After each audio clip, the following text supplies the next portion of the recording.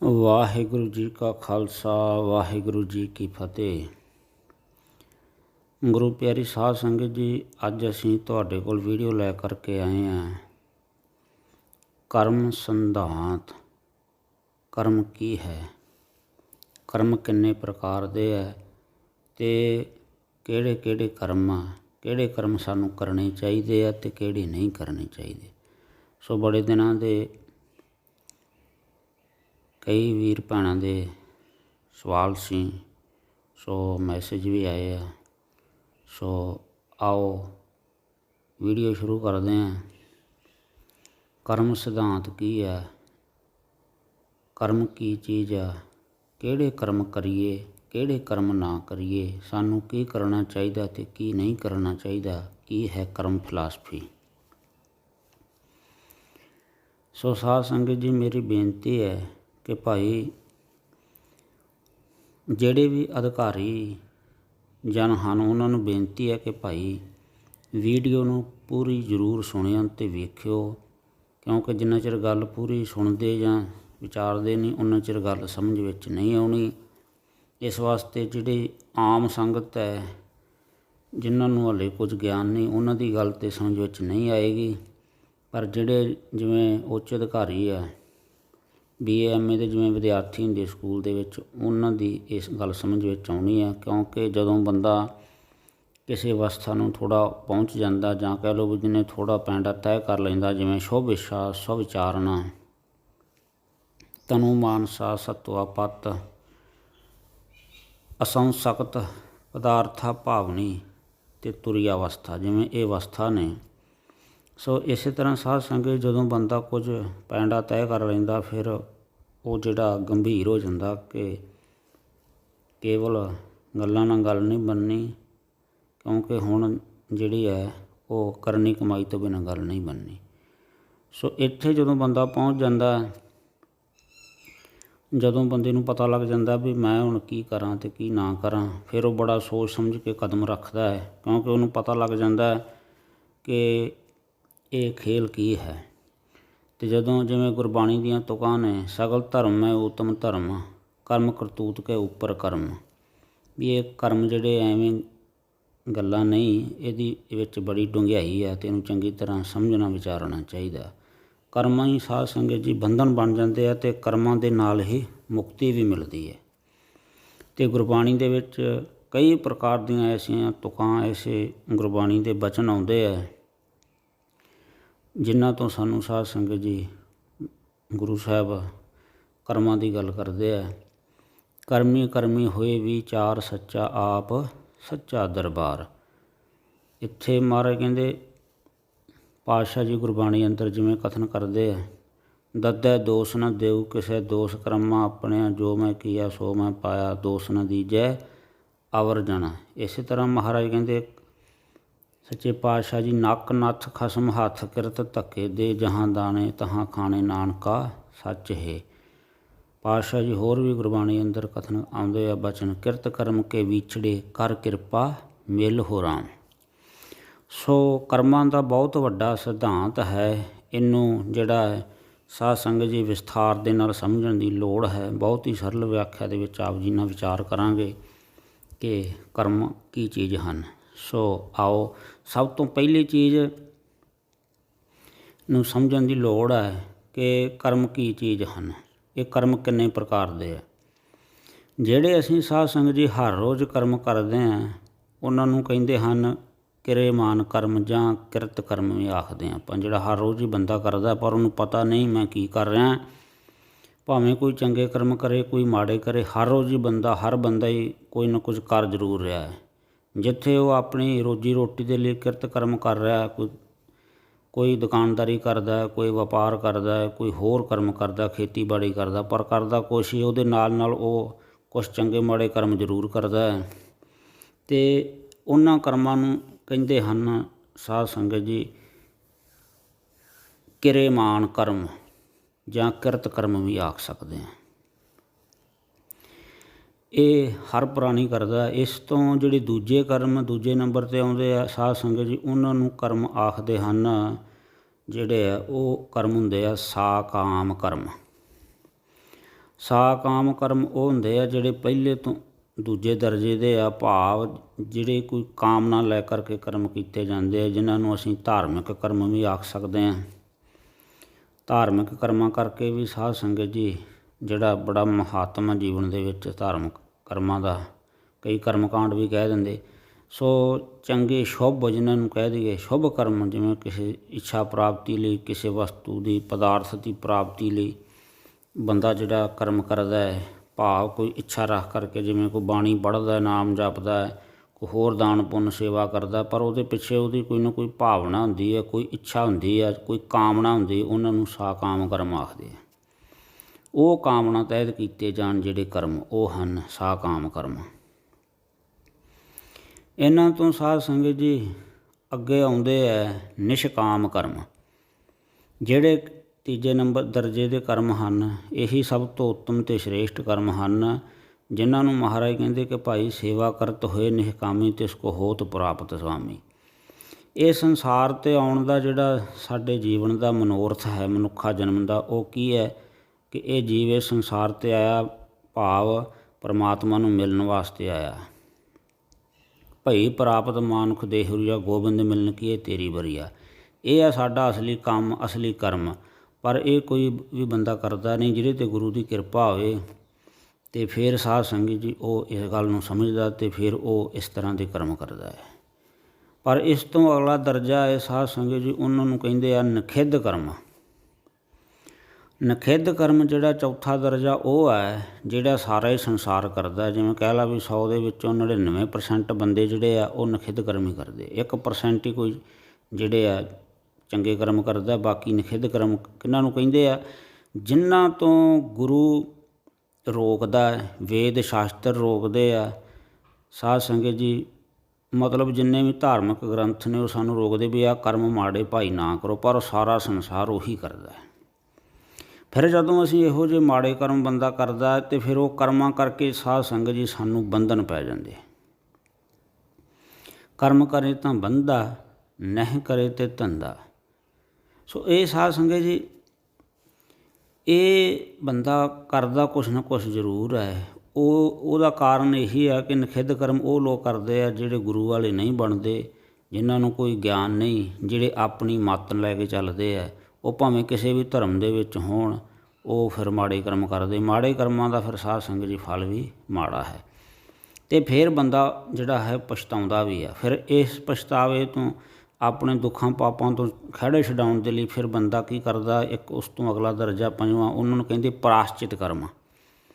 ਪ੍ਰਾਸ਼ਚਿਤ ਕਰਮ ਲੋਕ ਕਰਦੇ ਆ, ਪਾਪ ਪਛਚਾਤਾਪ ਕਰਦੇ ਵੀ ਸਾਡੇ ਤੋਂ ਮਾੜਾ ਕੰਮ ਹੋਇਆ, ਮਹਾਰਾਜ ਪਰਮੇਸ਼ਰ ਨੂੰ ਜਾਂ ਸਾਧ ਸੰਗਤ ਜੀ ਫਿਰ ਬੰਦਾ ਬੇਨਤੀ ਕਰਦਾ, ਮਹਾਰਾਜ ਮੇਰਾ ਆਹ ਦੋਸ਼, ਮੈਂ ਮੁਕਤ ਹੋ ਜਾਵਾਂ, ਮੇਰੇ ਤੋਂ ਇਹ ਦੋਸ਼ ਲੈ ਜਾਵੇ, ਮੇਰੇ ਤੋਂ ਪਾਪ ਲੈ ਜਾਵੇ ਜਿਹੜਾ ਮੈਂ ਕੀਤਾ।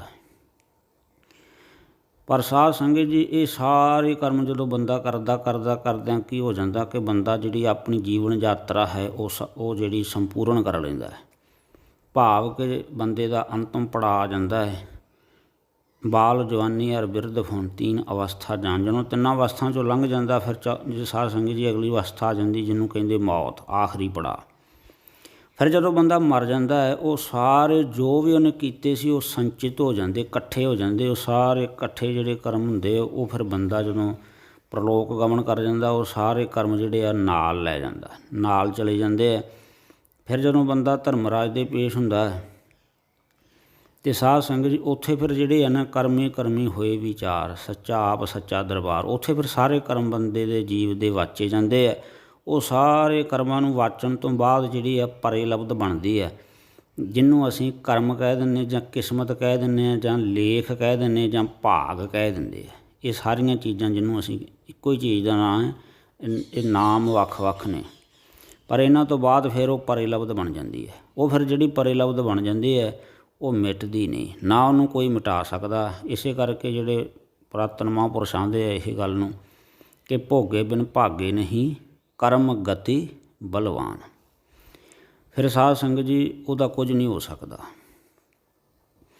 ਇਸ ਵਾਸਤੇ ਹੁਣ ਆਪਾਂ ਵਿਚਾਰ ਕਰੀਏ ਵੀ ਇਹ ਤੇ ਸੀ ਜਿਹੜੇ ਕਰਮ ਆਪਾਂ ਕਰਦੇ ਹਾਂ ਜਿਨ੍ਹਾਂ ਤੋਂ ਇਹ ਸਾਰੀ ਚੀਜ਼ ਬਣਦੀ ਹੈ। ਉਮੀਦ ਕਰਦੇ ਹਾਂ ਤੁਹਾਨੂੰ ਇਹ ਗੱਲ ਸਮਝ ਆ ਗਈ ਹੋਵੇਗੀ ਕਿ ਇਹ ਸਾਰੇ ਕਰਮਾਂ ਤੋਂ ਹੀ ਸਾਨੂੰ ਜਿਹੜੀ ਹੈ ਇਹ ਆਪਣੀ ਪਰੇ ਲਬਦ ਆਪਣੇ ਮਸਤਕ ਭਾਗ ਜਿਹਨੂੰ ਕਹਿੰਦੇ ਸਾਰੇ ਬਣਦੇ ਆ। ਹੁਣ ਇੱਥੇ ਮਹਾਰਾਜ ਕਹਿੰਦੇ ਭਾਈ ਹੁਣ ਉਹ ਜੀ ਜੋ ਤੂੰ ਬੀਜ ਲਿਆ ਹੁਣ ਤੂੰ ਉਹੀ ਵੱਢਣਾ ਹੈ। ਜੋ ਕੁਛ ਬੀਜਿਆ ਹੈ ਉਹੀ ਵੱਢਣਾ। ਆਪੇ ਬੀਜ ਆਪੇ ਹੀ ਖਾਹੋ, ਨਾਨਕ ਹੁਕਮੀ ਆਵਹੋ ਜਾਹੋ। ਭਾਵੇਂ ਉਹ ਚੰਗੇ ਸੀ ਭਾਵੇਂ ਉਹ ਮੰਦੇ ਸੀ, ਪਰ ਜੋ ਤੂੰ ਬੀਜ ਲਿਆ ਭਾਈ ਹੁਣ ਤੂੰ ਉਹੀ ਵੱਢਣਾ ਹੈ। ਇਸ ਕਰਕੇ ਹੁਣ ਤੂੰ ਕਿਸੇ ਨੂੰ ਵੀ ਜਿਹੜਾ ਦੋਸ਼ ਦੇਣਾ ਹੈ ਉਹ ਬੰਦ ਕਰ ਦੇ। ਦੱਦੈ ਦੋਸ਼ ਨਾ ਦਿਉ ਕਿਸੇ, ਦੋਸ਼ ਕਰਮਾ ਆਪਣਿਆ, ਜੋ ਮੈਂ ਕੀਆ ਸੋ ਮੈਂ ਪਾਇਆ, ਦੋਸ਼ ਨਾ ਦੀਜੈ ਆਵਰਜਨਾ। ਕਹਿੰਦੇ ਹੁਣ ਭਾਈ ਤੂੰ ਨਾ ਦੋਸ਼ ਦੇ ਗੁਆਂਢੀਆਂ ਨੂੰ, ਕਿਸੇ ਹੋਰ ਨੂੰ ਦੋਸ਼ ਨਾ ਦੇ, ਇਹ ਤੇਰਾ ਦੋਸ਼ ਆਪਣੇ ਹੀ ਕਰਮਾਂ ਦਾ ਹੈ। ਇਸ ਕਰਕੇ ਹੁਣ ਮਹਾਰਾਜ ਕਹਿੰਦੇ ਭਾਈ ਹੁਣ ਤੂੰ ਕੁਝ ਨਹੀਂ ਕਰ ਸਕਦਾ। ਹੁਣ ਕੀ ਹੈ? ਮਹਾਰਾਜ ਕਹਿੰਦੇ ਆਪਣ ਹੱਥੀਂ ਆਪਣਾ ਆਪੇ ਹੀ ਕਾਜ ਸਵਾਰੀਏ। ਮਨ ਰੇ ਗੁਰ ਮਿਲ ਕਾਜ ਸਵਾਰੇ। ਕਹਿੰਦੇ ਭਾਈ ਹੁਣ ਤੂੰ ਗੁਰੂ ਨੂੰ ਮਿਲ ਕੇ ਨਾ ਆਪਣੇ ਕਾਜ ਸਵਾਰ ਲਾਏ। ਤੈਨੂੰ ਮਨੁੱਖਾ ਜਨਮ ਮਿਲਿਆ, ਜੋ ਤੂੰ ਕੀਤਾ ਸੀ ਪਿੱਛੇ ਉਹਦਾ ਹੁਣ ਤੂੰ ਫਲ ਭੁਗਤ ਰਿਹਾ। ਭਾਵ ਕਿ ਜੋ ਕੁਛ ਪਾਇਆ ਸੋ ਏਕਾ ਵਾਰ। ਜੋ ਕੁਛ ਵੀ ਤੂੰ ਪਾਉਣਾ ਸੀ ਉਹ ਤੂੰ ਪ੍ਰਾਪਤ ਕਰ ਲਿਆ, ਤੇਰੀ ਪਰਿਲਬਧ ਬਣ ਗਈ ਆ। ਜੋ ਵੀ ਤੂੰ ਚੰਗੇ ਮਾੜੇ ਜੋ ਵੀ ਕਰਮ ਕੀਤੇ ਸੀ ਉਹਦੇ ਅਨੁਸਾਰ ਤੈਨੂੰ ਜਿਹੜੀ ਕਿਸੇ ਉੱਚ ਜਾਤੀ ਘਰੇ, ਕਿਸੇ ਨੀਵੀਂ ਜਾਤੀ ਘਰੇ, ਜਾਂ ਅਮੀਰ ਘਰੇ ਜਾਂ ਗਰੀਬ ਘਰੇ, ਕਹਿ ਲਓ ਬਾਦਸ਼ਾਹ ਦੇ ਜਾਂ ਗਰੀਬ ਦੇ, ਜਿਸ ਕਿਸੇ ਦੇ ਘਰ ਵੀ ਜਨਮ ਹੋਣਾ ਸੀ ਹੋ ਗਿਆ। ਜਿਸ ਵੀ ਧਰਮ ਦੇ ਵਿੱਚ ਜੀਵ ਨੇ ਪੈਦਾ ਕਰਨਾ ਸੀ ਰੱਬ ਨੇ ਕਰਮਾਂ ਦੇ ਆਧਾਰ 'ਤੇ ਉਹਨੂੰ ਭੇਜ ਦਿੱਤਾ, ਉਸੇ ਘਰ ਪਰਿਵਾਰ 'ਚ ਆ ਗਿਆ। ਹੁਣ ਕਿਸੇ ਨੂੰ ਮਾੜਾ ਚੰਗਾ ਕਹਿਣ ਦੀ ਲੋੜ ਨਹੀਂ। ਉਹ ਕਹਿੰਦੇ ਭਾਈ ਜੋ ਪਿੱਛੇ ਹੋ ਗਿਆ ਹੋ ਗਿਆ, ਹੁਣ ਤੂੰ ਕੀ ਕਰ, ਹੁਣ ਤੂੰ ਆਪਣੇ ਕਰਮਾਂ ਦਾ ਸੁਧਾਰ ਕਰ ਲੈ ਅਤੇ ਆਉਣ ਵਾਲਾ ਜਿਹੜਾ ਸਮਾਂ ਤੇਰਾ ਇਹੋ ਜਿਹਾ ਨਾ ਆਵੇ ਜਿਹਦੇ ਤੋਂ ਤੂੰ ਤੰਗ ਆ ਜਾਂ ਦੁਖੀ ਹੈ। ਹੁਣ ਅੱਜ ਤੋਂ ਬਾਅਦ ਤੂੰ ਕੀ ਕਰਦੇ, ਚੰਗੇ ਕਰਮ ਕਰਨੇ ਸ਼ੁਰੂ ਕਰ ਦੇ। ਕਿਉਂਕਿ ਹੁਣ ਸਵਾਲ ਪੈਦਾ ਹੋ ਜਾਂਦਾ ਨਾ ਕਿ ਬੰਦਾ ਕਹਿੰਦਾ ਪਿੱਛੇ ਤਾਂ ਅਸੀਂ ਸਾਨੂੰ ਪਤਾ ਹੀ ਨਹੀਂ ਅਸੀਂ ਕੀ ਕੀਤਾ, ਪਰ ਨਹੀਂ ਭਾਈ ਜੋ ਵੀ ਕੀਤਾ ਹੈ ਉਹ ਕਰਮਾਂ ਦੇ ਆਧਾਰ 'ਤੇ ਸਾਨੂੰ ਜੋ ਕੁਛ ਵੀ ਮਿਲਦਾ, ਦੁੱਖ ਸੁੱਖ ਮਿਲਦਾ ਹੈ। ਸਗਲ ਧਰਮ ਹੈ ਊਤਮ ਧਰਮ, ਕਰਮ ਕਰਤੂਤ ਕੈ ਉੱਪਰ ਕਰਮ। ਇਹ ਕਰਮ ਜਿਹੜੇ ਬਹੁਤ ਵੱਡੀ ਅਹਿਮੀਅਤ ਰੱਖਦੇ ਆ।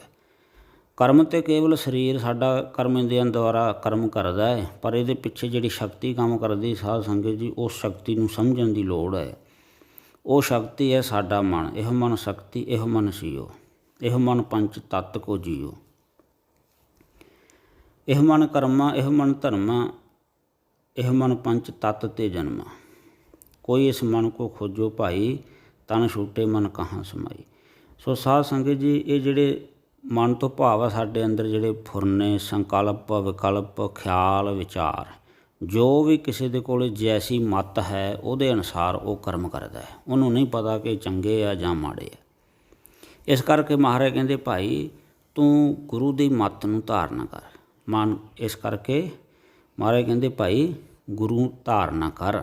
ਜਿੰਨਾ ਚਿਰ ਤੂੰ ਪੂਰਾ ਗੁਰੂ ਧਾਰਨ ਨਹੀਂ ਕਰਦਾ ਉਨਾ ਚਿਰ ਜਿਹੜੇ ਹੈ ਤੇਰੇ ਅੰਦਰ ਗੁਰੂ ਦੀ ਮੱਤ ਨਹੀਂ ਆਉਂਦੀ, ਅਤੇ ਉਨਾ ਚਿਰ ਤੂੰ ਇਹਨਾਂ ਬੰਧਨਾਂ ਤੋਂ ਆਜ਼ਾਦ ਨਹੀਂ ਹੋ ਸਕਦਾ। ਗੁਰੂ ਵਾਲਾ ਬਣ। ਗੁਰੂ ਵਾਲਾ ਬਣਨ ਤੋਂ ਬਾਅਦ ਕੀ ਹੋਏਗਾ ਸਾਧ ਸੰਗਤ ਜੀ, ਫਿਰ ਸਾਨੂੰ ਗਿਆਨ ਪੈਦਾ ਹੋਊਗਾ ਸਾਡੇ ਅੰਦਰ। ਗਿਆਨੈ ਕਾਰਨ ਕਰਮ ਅਭਿਆਸ, ਕਰਮ ਗਿਆਨ ਭਇਆ ਤਹਿ ਕਰਮੈ ਨਾਸ। ਗਿਆਨੈ ਕਾਰਨ, ਗਿਆਨ ਦੀ ਪ੍ਰਾਪਤੀ ਕਰਨ ਵਾਸਤੇ ਸਾਧ ਸੰਗਤ ਜੀ ਸਾਨੂੰ ਮਨੁੱਖਾ ਦੇਹੀ ਮਿਲੀ ਹੈ। ਕਿਉਂਕਿ ਭਗਤੀ ਵਿੱਚ ਸ਼ਕਤੀ ਹੈ, ਅਤੇ ਜਦੋਂ ਜੀਵ ਜਿਹੜਾ ਹੈ ਧਰਮ ਕਰਮ ਦੇ ਕੰਮ ਕਰਦਾ, ਚੰਗੇ ਕਰਮ ਕਰਦਾ, ਸ਼ੁਭ ਕਰਮ ਕਰਦਾ, ਜੋ ਗੁਰੂ ਕਹਿੰਦਾ ਗੁਰ ਕੀ ਮੱਤ ਤੋਂ ਲਹਿ ਆਨੇ, ਭਗਤ ਬਿਨਾ ਬਹੁ ਡੂਬੇ ਸਿਆਣੇ। ਮਨ ਕੀ ਮੱਤ ਤਿਆਗੀ ਹੈ ਸੁਣੀਏ ਉਪਦੇਸ਼। ਗੁਰੂ ਦੇ ਉਪਦੇਸ਼ ਨੂੰ ਸੁਣਨ ਦਾ ਵੇਲਾ ਸਾਧ ਸੰਗਤ ਜੀ। ਜਿਹੜਾ ਮਨੁੱਖ ਚੰਗੇ ਭਾਗਾਂ ਵਾਲਾ, ਭਾਵ ਕਿ ਜਿਹਨੇ ਪਿਛਲੇ ਜਨਮਾਂ ਦੇ ਵਿੱਚ ਕੁਝ ਚੰਗੇ ਕਰਮ ਕੀਤੇ ਸੀ, ਦਾਨ ਪੁੰਨ ਭਜਨ ਸੇਵਾ ਕੀਤੀ ਸੀ, ਗੁਰ ਸੇਵਾ ਅਤੇ ਭਗਤ ਕਮਾਈ, ਤਬ ਇਹ ਮਾਨਸ ਦੇਹੀ ਪਾਈ। ਸੋ ਚੰਗੇ ਕਰਮਾਂ ਕਰਕੇ ਸਾਧ ਸੰਗਤ ਜੀ ਪੂਰਬ ਲਿਖਤ ਲਿਖੇ ਗੁਰ ਪਾਇਆ। ਉਹਨਾਂ ਨੂੰ ਚੰਗੇ ਗੁਰੂ ਦੀ ਪ੍ਰਾਪਤੀ ਹੋ ਜਾਂਦੀ ਹੈ। ਧਰਮ ਕੋਈ ਵੀ ਮਾੜਾ ਨਹੀਂ। ਮਹਾਰਾਜ ਕਹਿੰਦੇ ਸਰਬ ਧਰਮ ਹੈ ਸ੍ਰੇਸ਼ਟ ਧਰਮ, ਹਰ ਕੋ ਨਾਮ ਜਪ ਨਿਰਮਲ ਕਰਮ।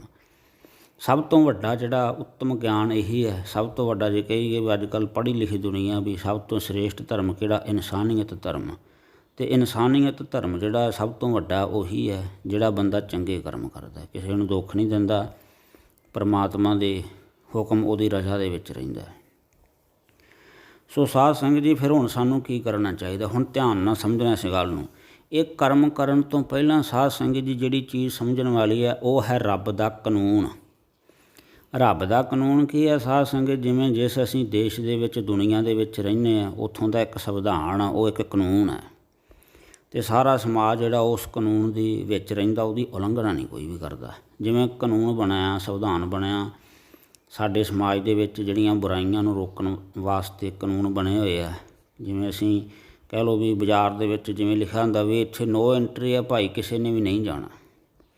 ਉਹਨੂੰ ਕਾਨੂੰਨ ਬਣਾਇਆ ਗਿਆ, ਉਹ ਸਾਰੇ ਧਰਮਾਂ ਵਾਸਤੇ ਬਣਾਇਆ ਜਾਂਦਾ, ਕਿਸੇ ਇੱਕ ਬੰਦੇ ਵਿਸ਼ੇਸ਼ ਵਾਸਤੇ ਨਹੀਂ। ਜਿਹੜਾ ਰੱਬ ਕਾਨੂੰਨ ਬਣਾਉਂਦਾ ਉਹ ਵੀ ਕਿਸੇ ਇੱਕ ਧਰਮ ਵਾਸਤੇ ਨਹੀਂ ਹੁੰਦਾ, ਉਹ ਸਾਰੇ ਧਰਮਾਂ ਵਾਸਤੇ ਹੁੰਦਾ। ਜਿਹੜਾ ਵੀ ਉਸ ਕਾਨੂੰਨ ਦੀ ਉਲੰਘਣਾ ਕਰਦਾ ਹੈ, ਜਿਵੇਂ ਦੁਨਿਆਵੀ ਤੌਰ 'ਤੇ ਪਰਚਾ ਕੱਟਿਆ ਜਾਂਦਾ, ਰੱਬ ਦੇ ਵੀ ਜਿਹੜੀਆਂ ਗੁਪਤ ਸ਼ਕਤੀਆਂ ਨੇ ਉਹ ਇਸੇ ਤਰ੍ਹਾਂ ਉਹ ਵੀ ਉਹੀ ਪ੍ਰਕਿਰਿਆ ਕਰਦੇ, ਉਹ ਵੀ ਪਰਚਾ ਕੱਟਦੇ, ਫਿਰ ਉਸੇ ਤਰ੍ਹਾਂ ਗੁਪਤ ਰੂਪ ਦੇ ਵਿੱਚ ਫਿਰ ਪੇਸ਼ੀ ਹੁੰਦੀ, ਫਿਰ ਉੱਥੇ ਵੀ ਸਜ਼ਾ ਹੁੰਦੀ, ਉਹੀ ਚੀਜ਼ ਫਿਰ ਉਹ ਸਾਨੂੰ ਭੁਗਤਣੀ ਪੈਂਦੀ। ਇਸੇ ਤਰ੍ਹਾਂ ਹੀ ਇਹ ਦੁਨਿਆਵੀ ਗੱਲ ਆ। ਹੁਣ ਜੇਕਰ ਕੋਈ ਸਾਧ ਸੰਗਤ ਜੇ ਕੋਈ ਬੰਦਾ ਮਾਰਦਾ, ਉਹਦੇ 'ਤੇ ਪਰਚਾ ਕੱਟਿਆ ਜਾਂਦਾ, ਉਹਨੂੰ ਫਿਰ ਸਜ਼ਾ ਹੋ ਜਾਂਦੀ 20 ਸਾਲ ਦੀ, ਇਹ ਵੀ ਇੱਕ ਕਾਨੂੰਨ ਆ। ਇਸੇ ਤਰ੍ਹਾਂ ਜਿਹੜਾ ਪ੍ਰਮਾਤਮਾ ਦੇ ਕਾਨੂੰਨਾਂ ਦੀ ਉਲੰਘਣਾ ਕਰਦਾ, ਉਹਨੂੰ ਵੀ ਸਜ਼ਾਵਾਂ ਮਿਲਦੀਆਂ। ਇਸੇ ਕਰਕੇ ਮਹਾਰਾਜ ਕਹਿੰਦੇ ਆ ਭਾਈ ਐਸਾ ਕੰਮ ਮੂਲੇ ਨਾ ਕੀਚੇ ਜਿਤ ਅੰਤ ਪਛਤਾਈਏ। ਭਾਈ ਤੂੰ ਮਾੜੇ ਕੰਮ ਨਾ ਕਰ। ਸਾਧ ਸੰਗਤ ਜੀ ਬਹੁਤ ਸਾਰੇ ਮਾੜੇ ਕਰਮ ਜਿਨ੍ਹਾਂ ਤੋਂ ਸਾਨੂੰ ਗੁਰੂ ਸਾਹਿਬ ਜੀ ਰੋਕਦੇ ਆ। ਹਰ ਸੰਤ ਮਹਾਤਮਾ ਜਿਹੜਾ ਹੈ ਰੱਬ ਦਾ ਪਿਆਰਾ, ਉਹ ਸਾਰੀ ਦੁਨੀਆ ਨੂੰ ਜਿਹੜਾ ਸਿੱਧੇ ਰਾਹ ਪਾਉਂਦਾ, ਉਹ ਕਹਿੰਦਾ ਭਾਈ ਮਾੜੇ ਕੰਮ ਨਾ ਕਰੋ। ਸਾਰੀ ਦੁਨੀਆ ਦੇ ਵਿੱਚ ਕਈ ਤਰ੍ਹਾਂ ਦੇ ਲੋਕ ਆ, ਕੋਈ ਚੰਗੇ ਵੀ ਆ, ਕੁਝ ਮਾੜੇ ਵੀ ਆ, ਕੁਝ ਧਾਰਮਿਕ ਦੁਨੀਆ ਦੇ ਵਿੱਚ ਵੀ ਇਸੇ ਤਰ੍ਹਾਂ ਦੇ ਲੋਕ ਨੇ। ਚਲੋ ਸਾਰੇ ਚੰਗੇ ਵੀ ਨਹੀਂ ਅਤੇ ਸਾਰੇ ਮਾੜੇ ਵੀ ਨਹੀਂ, ਸਾਰੀ ਰੱਬ ਦੀ ਬਣਾਈ ਦੁਨੀਆ, ਜਿਸ ਤਰ੍ਹਾਂ ਦੀ ਜਿੰਨੀ ਕਿਸੇ ਨੂੰ ਪਰਮਾਤਮਾ ਨੇ ਮੱਤ ਸਮੱਤ ਬਖਸ਼ੀ ਹੈ, ਉਸ ਤਰ੍ਹਾਂ ਹੀ ਉਹ ਜੀਵ ਕਰਮ ਕਰਦਾ ਹੈ। ਸੋ ਰਹੋ ਵਿਚਾਰ ਆਪਾਂ ਗੱਲ ਕਰਨੀ ਹੈ ਵੀ ਸਾਡੇ ਅੰਦਰ ਕਿਹੜੀ ਥੈਰੇਪੀ ਜਿਹਦੇ ਨਾਲ ਅਸੀਂ ਇਸ ਚੀਜ਼ ਤੋਂ ਆਪਣਾ ਬਚਾਅ ਕਰ ਸਕਦੇ ਹਾਂ।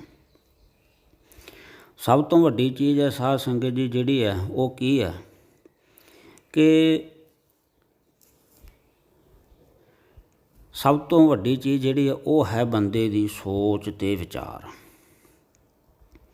ਹੁਣ ਜਦੋਂ ਬੰਦੇ ਨੇ ਆਪਣਾ ਚੰਗਾ ਸੋਚਣਾ ਸ਼ੁਰੂ ਕਰਤਾ, ਚੰਗੀ ਸੋਚ ਵਿਚਾਰ ਜਦੋਂ ਬੰਦੇ ਦੇ ਅੰਦਰ ਪੈਦਾ ਹੋ ਗਈ, ਤਾਂ ਫਿਰ ਸਮਝ ਲਓ ਉਹ ਜਿਹੜੀ ਸ਼ਕਤੀ ਹੈ ਨਾ ਅੰਦਰ, ਜਿਹੜੀ ਬਹੁਤ ਹੀ ਗੁਪਤ ਹੈ ਸਾਧ ਸੰਗਤ ਜੀ, ਉਹ ਜਿਹੜੀ ਉਹ ਕੰਮ ਕਰਦੇ ਹੈ। ਅਤੇ ਜਦੋਂ ਉਹਦਾ ਸਾਨੂੰ ਪਤਾ ਲੱਗ ਗਿਆ, ਉਸ ਚੀਜ਼ ਦੀ ਸਾਨੂੰ ਸਮਝ ਆ ਗਈ ਕਿ ਫਿਰ ਸਾਧ ਸੰਗਤ ਜੀ ਸਾਡੇ ਜਿਹੜੇ ਕਰਮ ਹਨ ਉਹ ਨਿਰਮਲ ਹੋ ਜਾਣਗੇ।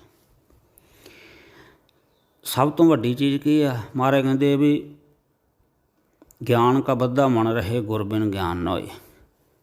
ਭਾਈ ਰੇ ਗੁਰ ਬਿਨ ਗਿਆਨ ਨਾ ਹੋਏ, ਪੁੱਛੋ ਬ੍ਰਹਮੇ ਨਾਰ ਵੇਦ ਵਿਆਸ ਹੈ।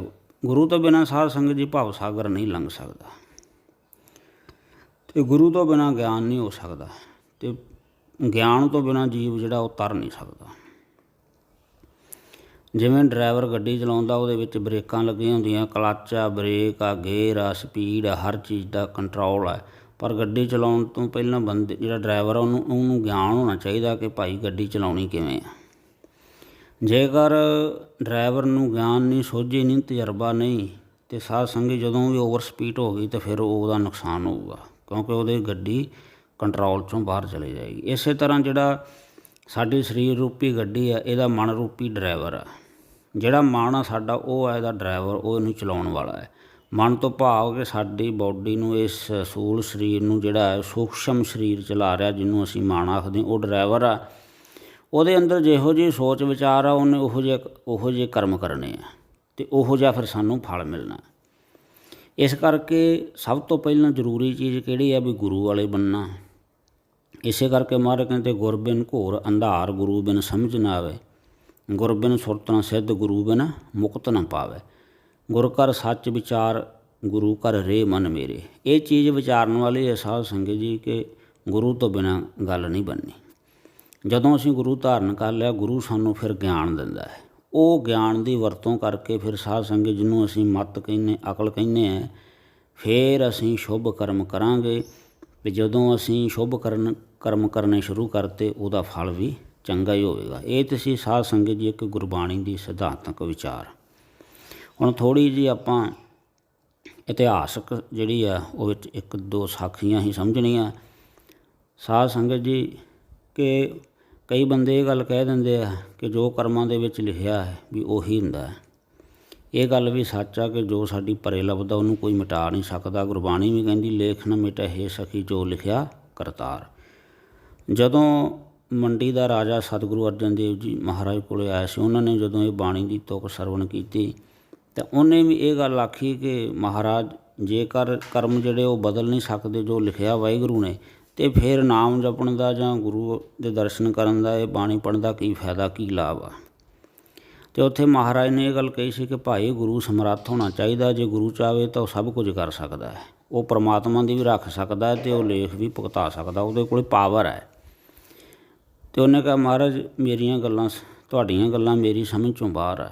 ਉਹਨੇ ਫਿਰ ਸਾਧ ਸੰਗਤ ਜੀ ਮਹਾਰਾਜ ਨੇ ਆਖਿਆ ਰਾਜੇ ਨੂੰ ਕਿ ਭਾਈ ਇੱਥੇ ਠਹਿਰੋ, ਤੁਹਾਨੂੰ ਸਮਝ ਆ ਜਾਵੇਗਾ। ਜਦੋਂ ਰਾਤ ਪਈ ਅਤੇ ਸਾਧ ਸੰਗਤ ਜੀ ਉਹ ਰਾਜਾ ਸੁੱਤਾ, ਅਤੇ ਜਦੋਂ ਉਹਨੇ ਸੁਪਨੇ ਦੇ ਵਿੱਚ ਵੇਖਿਆ ਵੀ ਉਹ ਜਦੋਂ ਰਾਜ ਭੋਗਣ ਤੋਂ ਬਾਅਦ ਮਰ ਜਾਂਦਾ ਅਤੇ ਫਿਰ ਚੰਡਾਲਾਂ ਦੇ ਘਰ ਦੇ ਵਿੱਚ ਜਨਮ ਲੈ ਲੈਂਦਾ। ਜਦੋਂ ਚੰਡਾਲਾਂ ਦੇ ਘਰ ਦੇ ਵਿੱਚ ਜਨਮ ਲੈ ਲੈਂਦਾ ਅਤੇ ਫਿਰ ਉੱਥੇ ਵੀ ਉਹਦਾ ਪ੍ਰਭਾਵ ਵੱਡਾ ਹੁੰਦਾ, ਉਹ ਵਿਆਹ ਜਾਂਦਾ, ਉਹਦੇ ਧੀਆਂ ਪੁੱਤਰ ਪੈਦਾ ਹੋ ਜਾਂਦੇ ਆ। ਫਿਰ ਉੱਥੇ ਵੀ ਇੱਕ ਦਿਨ ਉਹ ਮਰ ਜਾਂਦਾ। ਮਰਨ ਤੋਂ ਬਾਅਦ ਫਿਰ ਉਹ ਜਦੋਂ ਉਹਨੂੰ ਜਾਗ ਆਉਂਦੀ ਹੈ ਅਤੇ ਉਹ ਵੇਖਦਾ ਵੀ ਇਹ ਕੀ ਹੋ ਗਿਆ ਮੇਰੇ ਨਾਲ। ਜਦੋਂ ਦਿਨ ਚੜ੍ਹਦਾ ਗੁਰੂ ਸਾਹਿਬ ਹੁਕਮ ਭੇਜਦੇ ਆ ਸਿੱਖਾਂ ਨੂੰ ਕਿ ਭਾਈ ਉਹ ਬਾਦਸ਼ਾਹ ਨੂੰ ਕਹੋ ਕਿ ਚਲੋ ਬਾਹਰ ਜਿਹੜੇ ਸੈਰ ਕਰਨ ਜਾਣੀ ਹੈ। ਅਤੇ ਜਦੋਂ ਸਾਧ ਸੰਗਤ ਜੀ ਉਹ ਬਾਦਸ਼ਾਹ ਵੀ ਗੁਰੂ ਸਾਹਿਬ ਦੇ ਨਾਲ ਬਾਹਰ ਸੈਰ ਕਰਨ ਵਾਸਤੇ ਗਿਆ, ਸ਼ਿਕਾਰ ਖੇਡਣ ਵਾਸਤੇ ਗਿਆ, ਵੇਖਿਆ ਹੌਲੀ ਹੌਲੀ ਉਹ ਸ਼ਿਕਾਰ ਲੱਭਦਾ ਇਸੇ ਤਰ੍ਹਾਂ ਹਿਰਨ ਦੀ ਖੋਜ ਦੇ ਵਿੱਚ ਉਹ ਇਸੇ ਤਰ੍ਹਾਂ ਉਸੇ ਜਗ੍ਹਾ 'ਤੇ ਪਹੁੰਚ ਜਾਂਦਾ ਜਿੱਥੇ ਉਹ ਸਾਧ ਸੰਗਤ ਚੰਡਾਲਾਂ ਦੇ ਘਰ ਦੇ ਵਿੱਚ ਉਹਦਾ ਜਨਮ ਹੋਇਆ ਜਾਂਦਾ। ਉੱਥੇ ਜਦੋਂ ਪਹੁੰਚ ਜਾਂਦਾ ਉੱਥੇ ਫਿਰ ਉਹਨੂੰ ਸਾਰਾ ਪਰਿਵਾਰ ਆ ਕੇ ਮਿਲ ਜਾਂਦਾ। ਉਹ ਕਹਿੰਦੇ ਭਾਈ ਤੂੰ ਸਾਨੂੰ ਛੱਡ ਕੇ ਕਿੱਧਰ ਚਲਿਆ ਗਿਆ, ਨਾਲੇ ਤੂੰ ਤਾਂ ਮਰ ਗਿਆ ਸੀ, ਤੂੰ ਜਿਉਂਦਾ ਕਿਵੇਂ ਹੋ ਗਿਆ। ਉਹ ਬੜੇ ਹੈਰਾਨ ਹੋ ਜਾਂਦੇ ਅਤੇ ਉਹ ਬਾਦਸ਼ਾਹ ਵੀ ਹੈਰਾਨ ਹੋ ਜਾਂਦਾ। ਸਾਰੇ ਉਹਨੂੰ ਘੇਰਾ ਪਾਈ ਖੜ੍ਹੇ ਹੁੰਦੇ ਆ। ਚਲੋ ਵਿਸਥਾਰ ਦੇ ਵਿੱਚ ਆਪਾਂ ਨਹੀਂ ਜਾਵਾਂ, ਸੰਖੇਪ ਦੇ ਵਿੱਚ ਹੀ ਫਿਰ ਉੱਥੇ ਗੁਰੂ ਸਾਹਿਬ ਪਹੁੰਚ ਜਾਂਦੇ। ਅਤੇ ਗੁਰੂ ਸਾਹਿਬ ਜਦੋਂ ਪਹੁੰਚ ਜਾਂਦੇ ਉਹ ਕਹਿੰਦੇ ਨਹੀਂ ਭਾਈ ਇਹ ਤੁਹਾਡਾ ਨਹੀਂ, ਇਹ ਤਾਂ ਸਾਡਾ ਹੈ। ਅਤੇ ਗੁਰੂ ਸਾਹਿਬ ਉਹਨੂੰ ਉੱਥੋਂ ਛੁਡਵਾਉਂਦੇ। ਉਹ ਕਹਿੰਦੇ ਨਹੀਂ ਮਹਾਰਾਜ ਇਹ ਤਾਂ ਸਾਡਾ ਹੈ। ਅਤੇ ਉਹ ਮਹਾਰਾਜ ਕਹਿਣ ਲੱਗੇ ਭਾਈ ਜਿੱਥੇ ਤੁਹਾਡਾ ਜਿਹੜਾ ਪਰਿਵਾਰ ਦਾ ਜੀ ਜਿਹਨੂੰ ਤੁਸੀਂ ਕਹਿੰਦੇ ਕਿ ਸਾਡਾ ਹੈ, ਭਾਈ ਤੁਸੀਂ ਜਾ ਕਰਕੇ ਵੇਖੋ ਜਿੱਥੇ ਉਹਦੀ ਲਾਸ਼ ਦੱਬੀ ਸੀ, ਉਹ ਮਰ ਗਿਆ ਸੀ, ਉਹ ਕਿਰਿਆ ਕਰਮ ਜਦ ਤੁਸੀਂ ਕੀਤਾ ਜਾ ਕੇ ਤਾਂ ਵੇਖੋ। ਫਿਰ ਜਦੋਂ ਉਹਨਾਂ ਨੇ ਜਾ ਕਰਕੇ ਸਾਧ ਸੰਗਤ ਜੀ ਉਹਨਾਂ ਨੇ ਮਿੱਟੀ ਪੁੱਟੀ ਥੱਲਿਓਂ ਲਾਸ਼ ਕੱਢੀ, ਉਸੇ ਤਰ੍ਹਾਂ ਰਾਜੇ ਦੀ ਜਿਹੜਾ ਸੇਮ ਸਰੂਪ ਇੱਕੋ ਜਿਹਾ। ਉਹ ਕਹਿਣ ਲੱਗੇ ਕਿ ਅਸੀਂ ਤਾਂ ਸਾਡਾ ਤਾਂ ਮਰ ਗਿਆ ਸੀ ਅਤੇ ਦੱਬ ਦਿੱਤਾ ਸੀ, ਅਤੇ ਫਿਰ ਇਹ ਕੌਣ ਆ। ਫਿਰ ਗੁਰੂ ਸਾਹਿਬ ਕਹਿਣ ਲੱਗੇ ਭਾਈ ਤੁਹਾਡਾ ਸੰਬੰਧ ਤਾਂ ਉਹਦੇ ਨਾਲ ਸੀ ਅਤੇ ਉਹ ਤਾਂ ਮਰ ਚੁੱਕਾ, ਇਹਦੇ ਨਾਲ ਤੁਹਾਡਾ ਕੋਈ ਸੰਬੰਧ ਨਹੀਂ, ਇਹ ਹੋਰ ਆ ਅਤੇ ਉਹ ਹੋਰ ਆ।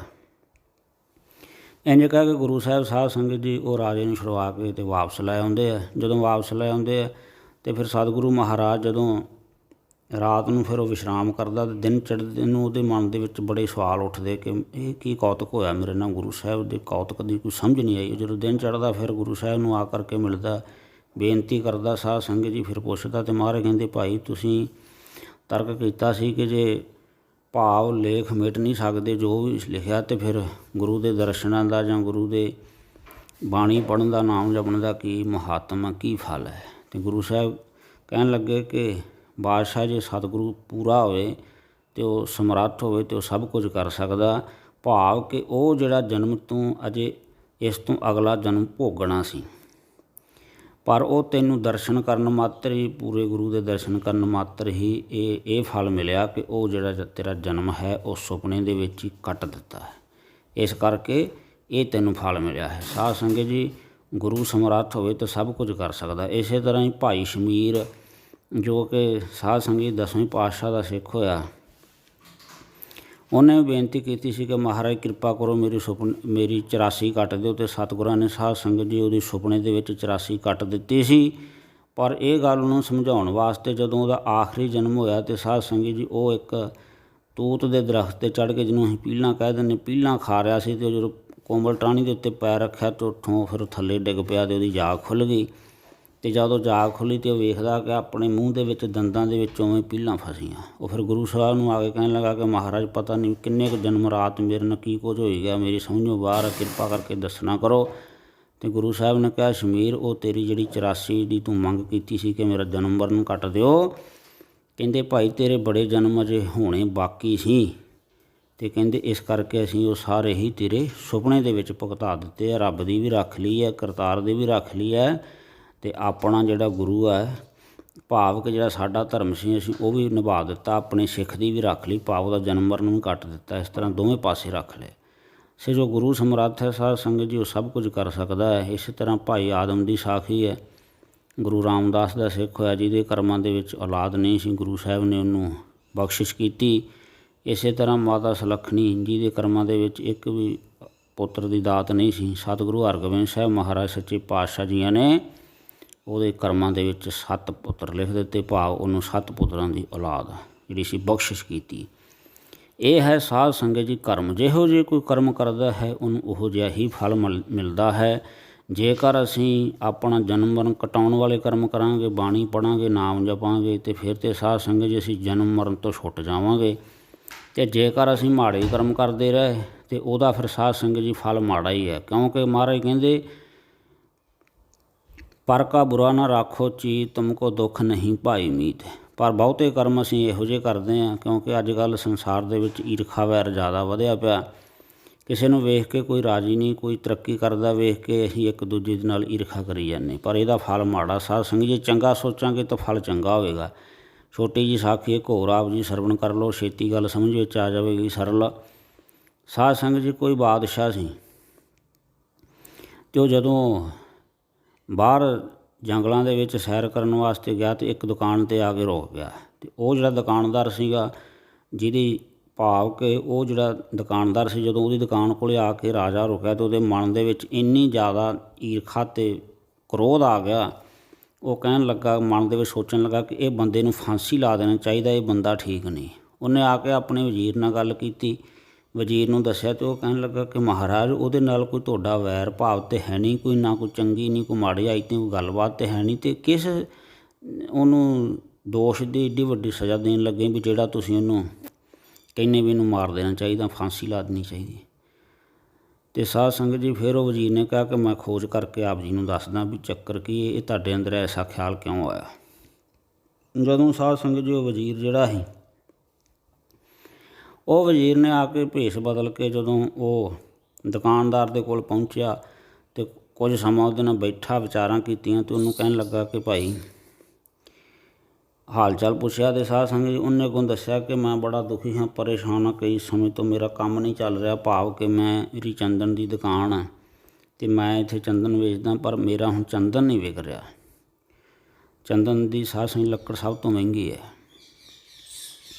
ਅਤੇ ਉਹ ਕਹਿਣ ਲੱਗਾ ਕਿ ਮੈਂ ਬੜੇ ਦਿਨਾਂ ਤੋਂ ਮੇਰੇ ਅੰਦਰ ਇੱਕ ਵਿਚਾਰ ਚੱਲ ਰਿਹਾ ਸੀ ਵੀ ਕਦੋਂ ਕਿਤੇ ਇਹ ਜਿਹੜਾ ਆਪਣਾ ਬਾਦਸ਼ਾਹ ਹੈ, ਭਾਵ ਇਹ ਬਜ਼ੁਰਗ ਆ, ਵੀ ਇਹ ਕਦੋਂ ਇਹ ਮਰੂਗਾ, ਅਤੇ ਜਦ ਇਹ ਮਰੂਗਾ ਅਤੇ ਫਿਰ ਮੈਂ ਇਹ ਬਹੁਤ ਸਾਰਾ ਚੰਦਨ ਮੇਰਾ ਵਿਕ ਜਾਊਗਾ, ਅਤੇ ਇਸ ਤਰ੍ਹਾਂ ਮੇਰੀ ਜਿਹੜੀਆਂ ਸਾਰੀ ਲੋੜ ਪੂਰਤੀ ਹੋ ਜਾਏ।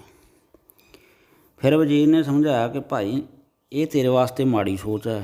ਉਹਨੇ ਇਹ ਨਹੀਂ ਦੱਸਿਆ ਕਿ ਮੈਂ ਵਜ਼ੀਰ ਹਾਂ, ਭੇਸ ਬਦਲ ਕੇ ਗਿਆ ਹੈ। ਉਹਨੇ ਹੈ ਤੇਰੇ ਵਾਸਤੇ ਸੋਚ ਮਾੜੀ, ਆਪਾਂ ਨੂੰ ਆਪਣੇ ਬਾਦਸ਼ਾਹ ਦੇ ਬਾਰੇ ਇਸ ਤਰ੍ਹਾਂ ਨਹੀਂ ਸੋਚਣਾ ਚਾਹੀਦਾ, ਚੰਗਾ ਸੋਚਣਾ ਚਾਹੀਦਾ, ਅਤੇ ਅੱਜ ਤੋਂ ਬਾਅਦ ਤੂੰ ਇਸ ਤਰ੍ਹਾਂ ਨਹੀਂ ਸੋਚਣਾ ਚਾਹੀਦਾ। ਜੇ ਕੋਈ ਤੈਨੂੰ ਦੁੱਖ ਤਕਲੀਫ ਹੈ ਤਾਂ ਤੈਨੂੰ ਪਰਮੇਸ਼ਰ ਤੋਂ ਅੱਗੇ ਅਰਦਾਸ ਬੇਨਤੀ ਕਰਨੀ ਚਾਹੀਦੀ, ਨਾ ਕਿ ਬਾਦਸ਼ਾਹ ਬਾਰੇ ਮਾੜਾ ਸੋਚਣਾ ਚਾਹੀਦਾ। ਅੱਜ ਤੋਂ ਬਾਅਦ ਤੂੰ ਚੰਗਾ ਸੋਚਣਾ ਸੋਚ, ਇਸ ਤਰ੍ਹਾਂ ਦੀ ਸੋਚ ਤੂੰ ਨਹੀਂ ਸੋਚਣੀ ਕਿਸੇ ਬਾਰੇ। ਜਦੋਂ ਸਾਧ ਸੰਗਤ ਜੀ ਇਹ ਗੱਲ ਕਹੀ ਅਤੇ ਉਹਨੇ ਵਜ਼ੀਰ ਨੇ ਪ੍ਰਸੰਨ ਹੋ ਕੇ ਉਹਦੀ ਗੱਲਾਂ ਸੁਣ ਕੇ ਥੋੜ੍ਹੀ ਜਿਹਾ ਉਹ ਤੋਂ ਚੰਦਨ ਲੈ ਲਿਆ, ਅਤੇ ਉਹ ਚੰਦਨ ਲਿਆ ਕੇ ਅਤੇ ਉਹਨੇ ਰਾਜੇ ਨੂੰ ਭੇਟ ਕੀਤਾ ਕਿ ਤੈਨੂੰ ਜਿਹੜਾ ਹੈ ਉਸ ਦੁਕਾਨਦਾਰ ਨੇ ਇਹ ਭੇਜਿਆ ਹੈ। ਜਦੋਂ ਉਹਦੀ ਖੁਸ਼ਬੂ ਲੱਕੜ ਦੀ ਸੁਣੀ, ਵੇਖੀ, ਜਦੋਂ ਹਵਨ ਕੀਤਾ ਰਾਜੇ ਨੇ ਤਾਂ ਬੜਾ ਖੁਸ਼ ਹੋਇਆ। ਉਹਨੇ ਨਾਮ ਭੇਜਿਆ ਕਿ ਜਾ ਉਹਨੂੰ 5 ਮੋਹਰਾਂ ਸੋਨੇ ਦੀਆਂ ਦੇ ਦਿਓ। ਜਦੋਂ 5 ਮੋਹਰਾਂ ਲੈ ਕੇ ਵਜ਼ੀਰ ਉਹਦੇ ਕੋਲ ਦੁਬਾਰਾ ਪਹੁੰਚਿਆ ਅਤੇ ਉਹਨੂੰ ਜਾ ਕੇ ਦਿੱਤੀਆਂ, ਅਤੇ ਉਹ ਬੜਾ ਖੁਸ਼ ਹੋਇਆ। ਅਤੇ ਮਨ ਦੇ ਵਿੱਚ ਨਾਲੇ ਉਹ ਵਜ਼ੀਰ ਨੂੰ ਕਹਿਣ ਲੱਗਾ ਕਿ ਪਤਾ ਨਹੀਂ ਸਮਾਂ ਕਿਹੋ ਜਿਹਾ ਹੁੰਦਾ, ਕੈਸਾ ਨਹੀਂ ਹੁੰਦਾ। ਕਹਿੰਦਾ ਮੈਂ ਬਾਦਸ਼ਾਹ ਦੇ ਮਰਨ ਬਾਰੇ ਸੋਚਦਾ ਸੀ, ਕਹਿੰਦਾ ਚਲੋ ਹੁਣ ਮੈਂ ਉਹ ਵਿਚਾਰ ਤਿਆਗ ਦਿੱਤਾ। ਵੇਖੋ ਬਾਦਸ਼ਾਹ ਨੇ ਪ੍ਰਸੰਨ ਹੋ ਕੇ ਮੈਨੂੰ ਸੋਨੇ ਦੀਆਂ ਮੋਹਰਾਂ ਭੇਜੀਆਂ, ਬਾਦਸ਼ਾਹ ਜਿਉਂਦਾ ਵੱਸਦਾ ਰਹੇ। ਜਦੋਂ ਉਹਨੇ ਐਸੇ ਚੰਗੇ ਸੰਕਲਪ ਆਪਦੇ ਅੰਦਰੋਂ ਕੱਢੇ ਸਾਧ ਸੰਗਤ ਜੀ, ਅਤੇ ਬਾਦਸ਼ਾਹ ਦੇ ਵੱਲੋਂ ਵੀ ਚੰਗਾ ਹੀ ਉਹਦਾ ਜਵਾਬ ਆਇਆ।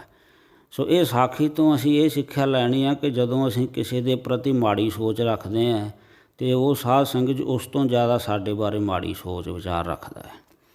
ਇਸ ਵਾਸਤੇ ਜਿਹੜੀ ਮਾੜੀ ਸੋਚ ਵਿਚਾਰ ਖਿਆਲ ਆ ਨਾ ਫੁਰਨੇ, ਇਹਨਾਂ ਦਾ ਤਿਆਗ ਕਰੀਏ, ਚੰਗਾ ਸੋਚੀਏ। ਜਦੋਂ ਅਸੀਂ ਸਭ ਦਾ ਭਲਾ ਮੰਗਾਂਗੇ, ਚੰਗਾ ਸੋਚਾਂਗੇ, ਫਿਰ ਸਾਡਾ ਵੀ ਭਲਾ ਹੀ ਹੋਵੇਗਾ। ਅਤੇ ਜੇ ਅਸੀਂ ਮਾੜਾ ਸੋਚਾਂਗੇ ਤਾਂ ਸਾਧ ਸੰਗਤ ਜੀ ਉਹ ਫਿਰ ਸਾਡੇ ਜਿਹੜੇ ਕਰਮ ਬਣ ਜਾਂਦੇ। ਇਹ ਹੁਣ ਸਾਧ ਸੰਗਤ ਜੀ ਇਹ ਸਾਡੇ ਹੱਥ ਦੇ ਵਿੱਚ ਹੈ। ਗੁਰੂ ਸਾਹਿਬ ਕਹਿੰਦੇ ਕਰਮੀ ਆਪੋ ਆਪਣੀ ਕੇ ਨੇੜੇ ਕੇ ਦੂਰ। ਅਸੀਂ ਉਹ ਕਰਮ ਕਰਨੇ ਆ, ਨਿਖਿੱਧ ਕਰਮ ਕਰਨੇ ਆ ਕਿ ਜਿਨ੍ਹਾਂ ਦੇ ਨਾਲ ਸਾਡੀ ਪਰਮਾਤਮਾ ਦੇ ਨਾਲ ਵਿੱਥ ਪੈ ਜਾਵੇ, ਜਾਂ ਅਸੀਂ ਉਹ ਕਰਮ ਕਰਨੇ ਆ ਕਿ ਜਿਨ੍ਹਾਂ ਦੇ ਨਾਲ ਅਸੀਂ ਪਰਮੇਸ਼ਰ ਦੇ ਨੇੜੇ ਹੋ ਜਾਈਏ ਅਤੇ ਸਾਡਾ ਜਿਹੜਾ ਹੈ ਉਹ ਜਨਮ ਮਰਨ ਕੱਟਿਆ ਜਾਵੇ। ਇਸੇ ਕਰਕੇ ਮਹਾਰਾਜ ਕਹਿੰਦੇ ਭਾਈ ਬਾਅਦ ਵਿੱਚ ਕਿਸੇ ਨੂੰ ਦੋਸ਼ ਨਾ ਦੇਵੀਂ, ਆਪ ਬੀਜ ਆਪੇ ਹੀ ਖਾਹੋ, ਨਾਨਕ ਹੁਕਮੀ ਆਪ ਹੋ ਜਾਹੋ। ਬਾਅਦ ਵਿੱਚ ਕਿਸੇ ਨੂੰ ਦੋਸ਼ ਨਾ ਦੇਈ। ਇਸੇ ਕਰਕੇ ਮਹਾਰਾਜ ਕਹਿੰਦੇ ਭਾਈ ਦੱਦੇ ਦੋਸ਼ ਨਾ ਦੇਊ ਕਿਸੇ, ਦੋਸ਼ ਕਰਮਾ ਆਪਣਿਆ, ਜੋ ਮੈਂ ਕੀਆ ਸੋ ਮੈਂ ਪਾਇਆ, ਦੋਸ਼ ਨਾ ਦੀਜੈ ਅਵਰਜਣਾ। ਇਸ ਵਾਸਤੇ ਸਾਧ ਸੰਗਤ ਜੀ ਚੰਗੇ ਕਰਮ ਕਰੀਏ, ਨਿਰਮਲ ਕਰਮ ਕਰੀਏ, ਸਾਧ ਨਾਮ ਨਿਰਮਲ ਤਾਕੇ ਕਰਮ। ਜਿਹੋ ਜਿਹੇ ਬੰਦਾ ਕਰਮ ਕਰਦਾ ਉਹੋ ਜਿਹੀ ਸਾਧ ਸੰਗਤ ਜੀ ਉਹਦਾ ਨਾਂ ਪੈ ਜਾਂਦਾ। ਸੋ ਸਾਧ ਸੰਗਤ ਜੀ ਇਹ ਹੁਣ ਆਪਾਂ ਵਿਚਾਰ ਆਪਾਂ ਖੁਦ ਕਰਨੀ ਆ ਵੀ ਆਪਾਂ ਕੀ ਕਰਨਾ। ਜੇ ਸਾਧ ਸੰਗਤ ਜੀ ਉਹ ਕਰਮ ਕਰਾਂਗੇ ਜਿਹੜੇ ਸਾਨੂੰ ਗੁਰੂ ਸਾਹਿਬ ਦਾ ਹੁਕਮ ਹੋਇਆ ਜੋ ਕਰਨ ਵਾਸਤੇ, ਮਹਾਰਾਜ ਕਹਿੰਦੇ ਆ ਆਓ ਸਿੱਖ ਸਤਿਗੁਰੂ ਕੇ ਪਿਆਰਿਓ ਗਾਵੋ ਸੱਚੀ ਬਾਣੀ। ਉਹ ਪਰਮਾਤਮਾ ਦੀ ਸਿਫਤ ਸਲਾਹ ਕਰਾਂਗੇ ਅਤੇ ਸਾਧ ਸੰਗਤ ਜੀ ਇਹ ਸਾਰੇ ਬੰਧਨ ਜਿਹੜੇ ਆ ਉਹ ਟੁੱਟ ਜਾਣਗੇ। ਸਾਰੇ ਜਿਹੜਾ ਜੰਮਣ ਮਰਨ ਦਾ ਦੁੱਖ ਆ, ਸਭ ਤੋਂ ਵੱਡਾ ਇਹ ਦੁੱਖ ਆ, ਸੋ ਉਹ ਇਹ ਟੁੱਟ ਜਾਣਗੇ। ਅਤੇ ਜੇ ਇਹ ਚੀਜ਼ਾਂ ਨਾ ਛੱਡੀਆਂ ਅਤੇ ਮਹਾਰਾਜ ਕਹਿੰਦੇ ਵਿਖਿਨ ਸਿਉ ਕਾਹੇ ਰਚਿਓ, ਨਿਮਖ ਨ ਹੋਏ ਉਦਾਸ, ਕਹੋ ਨਾਨਕ ਭਜ ਹਰ ਮਨਾ, ਪਰੈ ਨ ਜਮ ਕੀ ਫਾਸ। ਫਿਰ ਜਮਾਂ ਦੀ ਫਾਈ ਨਹੀਂ ਪਏਗੀ। ਪਰ ਸਾਧ ਸੰਗਤ ਜੀ ਬੰਦਾ ਇਹਨਾਂ ਚੀਜ਼ਾਂ ਦੇ ਉੱਤੇ ਗੰਭੀਰ ਨਹੀਂ ਹੁੰਦਾ। ਜਿੰਨਾ ਚਿਰ ਬੰਦੇ ਕੋਲ ਪੈਸਾ ਜਾਂ ਪਾਵਰ ਆ, ਦੌਲਤ ਸ਼ੌਹਰਤ ਆ, ਤਾਕਤ ਆ, ਫਿਰ ਉਹਦਾ ਗਲਤ ਇਸਤੇਮਾਲ ਕਰਦਾ ਅਤੇ ਜਿਹੜਾ ਸਮਾਂ ਉਹ ਅਜਾਈਂ ਬਿਤਾ ਦਿੰਦਾ। ਤਰਨਾ ਪੋ ਇਉਂ ਹੀ ਗਇਓ, ਲਿਓ ਜਰਾ ਤਨ ਜੀਤ, ਕਹੋ ਨਾਨਕ ਭਜ ਹਰ ਮਨਾ, ਔਧ ਜਾਤ ਹੈ ਬੀਤ। ਮਹਾਰਾਜ ਕਹਿੰਦੇ ਭਲਿਆ ਹੁਣ ਤੇਰੇ ਕੋਲ ਵੇਲਾ ਹੈ ਅਤੇ ਹੁਣ ਤੂੰ ਪਰਮਾਤਮਾ ਦਾ ਨਾਮ ਸਿਮਰਨ ਕਰ ਲਾ। ਦਿਨੇ ਰਾਤ ਹੀ ਤੇਰੀ ਔਧ ਜਿਹੜੀ ਆ ਜੂਗਾ ਉਹ ਘਟਦੀ ਜਾ ਰਹੀ ਹੈ। ਅਤੇ ਫਿਰ ਜਦੋਂ ਬਜ਼ੁਰਗ ਹੋ ਗਿਆ ਫਿਰ ਕੀ ਕਰੇਗਾ। ਬਿਰਧ ਭਇਓ ਸੂਝੇ ਨਹੀਂ, ਕਾਲ ਪਹੁੰਚਿਓ ਆਨ, ਕਹੋ ਨਾਨਕ ਨਰ ਬਾਵਰੇ, ਕਿਉਂ ਨਾ ਭਜੇ ਭਗਵਾਨ। ਫਿਰ ਕੀ ਫਾਇਦਾ ਜਿਹਨੂੰ ਬੰਦਾ ਮੇਰੀ ਕਰਦਾ। ਮਹਾਰਾਜ ਕਹਿੰਦੇ ਧਨ ਦਾਰਾ ਸੰਪਤ ਸਗਲ, ਜਿਹਨੇ ਆਪਣੀ ਕਰਮਾਨ, ਇਨ ਮੈਂ ਕਛ ਸੰਗੀ ਨਹੀਂ, ਨਾਨਕ ਸਾਚੀ ਜਾਨ। ਅਤੇ ਮਹਾਰਾਜ ਕਹਿੰਦੇ ਪਰਪੰਚ ਕਰਕੇ ਬਹੁਤ ਧਨ ਲਿਆਵੈ, ਸੁੱਤ ਦਾਰਾ ਭਿਆਨ ਲਟਾਵੈ, ਮਨ ਮੇਰੇ ਭੂਲੇ ਕਪਟ ਨ ਕੀਜੈ, ਅੰਤ ਨਿਬੇਰਾ ਤੇਰੇ ਜੀ ਪਹਿਲੀਜੇ। ਸੋ ਸਾਧ ਸੰਗਤ ਜੀ ਫਿਰ ਕੀ ਫਾਇਦਾ ਜਦੋਂ ਸਮਾਂ ਬੀਤ ਗਿਆ। ਸਾਰੇ ਸੁੱਖਾਂ ਦਾ ਦਾਤਾ ਜਿਹੜਾ ਪਰਮੇਸ਼ਰ ਹੈ, ਸਭ ਸੁੱਖ ਦਾਤਾ ਰਾਮ ਹੈ, ਦੂਸਰ ਨਾਹਿਨ ਕੋਏ, ਕਹੋ ਨਾਨਕ ਸੁਨ ਰੇ ਮਨਾ, ਤੇ ਸਿਮਰਤ ਗਤ ਹੋਏ। ਜੇ ਸਿਮਰਤ ਗਤ ਪਾਈਏ ਤਿਹ ਭਜ ਰੇ ਤੈ ਮੀਤ, ਕਹੋ ਨਾਨਕ ਸੁਨ ਰੇ ਮਨਾ, ਔਧ ਘਟਤ ਹੈ ਨੀਤ। ਅਤੇ ਸਾਧ ਸੰਗਤ ਜੀ ਫਿਰ ਕੁਝ ਨਹੀਂ ਹੋਣਾ। ਗੁਰੂ ਸਾਹਿਬ ਸਾਨੂੰ ਮਹਾਰਾਜ ਕਹਿੰਦੇ ਭਾਈ ਤੈਨੂੰ ਇਹ ਗੱਲ ਜਿਹੜੀ ਆ ਸਮਝ ਲੈਣੀ ਚਾਹੀਦੀ ਹੈ। ਹੁਣ ਜਿਹੜੀ ਗੱਲ ਆ ਸਾਧ ਸੰਗਤ ਜੀ, ਜਿਹੜੀਆਂ ਚੀਜ਼ਾਂ ਬੰਦੇ ਨੂੰ ਜਿਹੜਾ ਸਭ ਤੋਂ ਵੱਧ ਜਿਹੜੀ ਚੋਟ ਆ ਉਹ ਦੁੱਖ ਅਤੇ ਰੋਗ ਕਰਦੇ ਆ। ਅੱਜ ਦਾ ਜੀਵ ਜਿਹੜਾ ਇੰਨਾ ਕੁ ਸੁੱਖ ਸਹੂਲਤ ਵਿੱਚ ਪਿਆ, ਉਹ ਸੁੱਤਾ ਜਾਗਦਾ ਹੀ ਨਹੀਂ। ਉਹਨੂੰ ਵੇਦ ਸ਼ਾਸਤਰ ਗੁਰਬਾਣੀ ਸਵੇਰੇ ਅਸੀਂ ਵੇਖਦੇ ਹਾਂ ਮੰਦਰਾਂ ਮਸੀਤਾਂ 'ਚੋਂ ਗਿਰਜਿਆਂ ਘਰਾਂ ਦੇ ਵਿੱਚੋਂ ਬੰਦੇ ਨੂੰ ਜਗਾਉਣ ਵਾਸਤੇ ਜਿਹੜੇ ਆ ਉਹ ਪਰਮਾਤਮਾ ਸਾਰੇ ਸਾਧਨ ਵਰਤਦਾ, ਪਰ ਬੰਦਾ ਕਿਸੇ ਦੀ ਵੀ ਸੁਣਦਾ ਨਹੀਂ। ਅਤੇ ਫਿਰ ਬੰਦਾ ਜਦੋਂ ਆਪਦੇ ਨਿਖਿੱਧ ਕਰਮ ਕਰਕੇ ਜਦੋਂ ਦੁੱਖ ਪਾਉਂਦਾ ਅਤੇ ਫਿਰ ਬੰਦਾ ਰੋਂਦਾ ਅਤੇ ਫਿਰ ਪਛਤਾਉਂਦਾ, ਪਰ ਉਦੋਂ ਕੋਈ ਫਾਇਦਾ ਨਹੀਂ। ਇਸ ਕਰਕੇ ਮਹਾਰਾਜ ਕਹਿੰਦੇ ਭਾਈ ਭਲਿਆ ਇਹ ਜਿਹੜੇ ਜੋ ਵੀ ਸਰੀਰ ਦੇ ਉੱਤੇ ਦੁੱਖ ਸੁੱਖ ਆਉਂਦਾ ਹੈ, ਮਹਾਰਾਜ ਕਹਿੰਦੇ ਦੁੱਖ ਸੁੱਖ 2000 ਕੱਪੜੇ ਪਹਿਰੇ ਜਾਏ ਮਨੁੱਖ। ਇਹ ਤਾਂ ਹਰ ਇੱਕ ਨੂੰ ਮਿਲਿਆ। ਜਿੰਨਾ ਚਿਰ ਬੰਦਾ ਜਿਉਂਦਾ ਜਾਗਦਾ ਉਦੋਂ ਉਹਨੂੰ ਸੁੱਖ ਵੀ ਮਿਲੂਗਾ ਅਤੇ ਦੁੱਖ ਵੀ ਮਿਲੂਗਾ। ਉਹ ਸੁੱਖ ਵੀ ਤੇਰੇ ਆਪਣੇ ਕਰਮਾਂ ਦਾ ਬੀਜ ਆ ਅਤੇ ਦੁੱਖ ਵੀ ਤੇਰੇ ਆਪਣੇ ਕਰਮਾਂ ਦਾ ਬੀਜ ਆ। ਇਸ ਕਰਕੇ ਮਹਾਰਾਜ ਕਹਿੰਦੇ ਭਲਿਆ ਸੁੱਖ ਦੁੱਖ ਜੇ ਪਰਸੈ ਨਹੀਂ, ਲੋਭ ਮੋਹ ਅਭਿਮਾਨ, ਕਹੋ ਨਾਨਕ ਸੁਨ ਰੇ ਮਨਾ, ਸੋ ਮੂਰਤ ਭਗਵਾਨ। ਕਹਿੰਦੇ ਦੁੱਖ ਅਤੇ ਸੁੱਖ ਦੇ ਵਿੱਚ, ਲੋਭ ਅਤੇ ਮੋਹ ਦੇ ਵਿੱਚ, ਅਭਿਮਾਨ ਦੇ ਵਿੱਚ, ਇਹਨਾਂ ਚੀਜ਼ਾਂ ਦੇ ਵਿੱਚੋਂ ਮਹਾਰਾਜ ਕਹਿੰਦੇ ਤੂੰ ਉੱਪਰ ਉੱਠ ਜਾ ਅਤੇ ਫਿਰ ਕਹਿੰਦੇ ਤੂੰ ਭਗਵਾਨ ਦੀ ਮੂਰਤ ਹੋ ਜਾਏਗਾ। ਉਸਤਤ ਨਿੰਦਿਆ ਨਾਹੇ ਜਿਹ ਕੰਚਨ ਲੋਹ ਸਮਾਨ, ਕਹੋ ਨਾਨਕ ਸੁਨ ਰੇ ਮਨਾ, ਮੁਕਤ ਤਾਹੇ ਤੈ ਜਾਣ। ਹੁਣ ਮੁਕਤੀ ਕੀ ਆ। ਮਹਾਰਾਜ ਕਹਿੰਦੇ ਆ ਜਿਹੜਾ ਉਸਤਤ ਨਿੰਦਿਆ ਛੱਡ ਦੇ। ਕੰਚਨ ਲੋਹ ਸਮਾਨ, ਇਹ ਜਿਹੜਾ ਲੋਹਾ ਅਤੇ ਜਿਹੜਾ ਸੋਨਾ ਮਹਾਰਾਜ ਕਹਿੰਦੇ ਇੱਕ ਬਰਾਬਰ ਕਰ ਲੈ। ਹਰਖ ਸੋਗ ਜਾ ਕੇ ਨਹੀਂ ਬੈਰੀ ਮੀਤ ਸਮਾਨ, ਕਹੋ ਨਾਨਕ ਸੁਣ ਰੇ ਮਣਾ ਮੁਕਤ ਤਾਹੇ ਤੈ ਜਾਣ। ਕਹਿੰਦੇ ਹਰਖ ਦੇ ਵਿੱਚ, ਸੋਗ ਦੇ ਵਿੱਚ, ਖੁਸ਼ੀ ਦੇ ਵਿੱਚ, ਗਮੀ ਦੇ ਵਿੱਚ, ਉਸਤਤ ਦੇ ਵਿੱਚ, ਨਿੰਦਿਆ ਦੇ ਵਿੱਚ, ਹਰ ਬਿਰਤੀ ਦੇ ਵਿੱਚ ਇੱਕ ਰਸ ਰਹਿਣਾ ਚਾਹੀਦਾ। ਫੇਰ ਬੰਦਾ ਜਿਉਂਦਾ ਹੀ ਮੁਕਤ ਹੈ। ਮਰਨ ਤੋਂ ਬਾਅਦ ਬੇਣੀ ਕਹੇ ਸੁਣੋ ਹੋਰੇ ਸੰਤੋ, ਮਰਨ ਮੁਕਤ ਕਿਨ ਪਾਈ। ਅਤੇ ਜਿਉਂਦੇ ਮੁਕਤੀ ਦਾ ਆਨੰਦ ਮਾਣ ਸਕਦਾ ਬੰਦਾ। ਮਰਨ ਤੋਂ ਬਾਅਦ ਮੁਕਤੀ ਕਾਹਦੀ ਮਿਲਣੀ ਹੈ। ਇਸ ਕਰਕੇ ਮਹਾਰਾਜ ਕਹਿੰਦੇ ਭਾਈ ਇਹ ਜਿਹੜੀ ਵਿਖਿਆ ਨਾ, ਇਹਦਾ ਤਿਆਗ ਕਰਦੇ। ਜਿਹ ਵਿਖਿਆ ਸਗਲੀ ਤਜੀ, ਲਿਓ ਭੇਖ ਬੈਰਾਗ, ਕਹੋ ਨਾਨਕ ਸੁਣ ਰੇ ਮਨਾ, ਤਿਹ ਨਰ ਮਾਥੇ ਭਾਗ। ਵੱਡੇ ਭਾਗਾਂ ਵਾਲੇ ਸਾਧ ਸੰਗਤ ਜੀ, ਇਹ ਜਿਹੜੀ ਵਿਖਿਆ ਭਾਵ, ਇਹ ਜਿਹੜੀ ਮੋਹ ਮਾਇਆ ਸਾਧ ਸੰਗਤ ਜੀ, ਕੱਚਾ ਧਨ ਜਿਹਨੂੰ ਬੰਦਾ ਦਿਨੇ ਰਾਤ ਇਕੱਠਾ ਕਰੀ ਜਾਂਦਾ ਹੈ, ਵਰਤਣਾ ਉਹਨੂੰ ਮਿਲਦਾ ਨਹੀਂ। ਮਹਾਰਾਜ ਕਹਿੰਦੇ ਭਲਿਆ ਕਿਤੇ ਤੂੰ ਉਦਾਸੀ ਦੇ ਵਿੱਚ ਆ, ਵਿਰਾਗ ਦੇ ਵਿੱਚ ਆ, ਅਤੇ ਮਹਾਰਾਜ ਕਹਿੰਦੇ ਤੂੰ ਇਹਨਾਂ ਤੋਂ ਤੇਰਾ ਖਹਿੜਾ ਛੁੱਟ ਜੂਗਾ। ਜਿਹ ਮਾਇਆ ਮਮਤਾ ਤਜੀ, ਸਭ ਤੇ ਭਇਓ ਉਦਾਸ, ਕਹੋ ਨਾਨਕ ਸੁਣ ਰੇ ਮਨਾ, ਤਿਹ ਘਟ ਬ੍ਰਹਮ ਨਿਵਾਸ।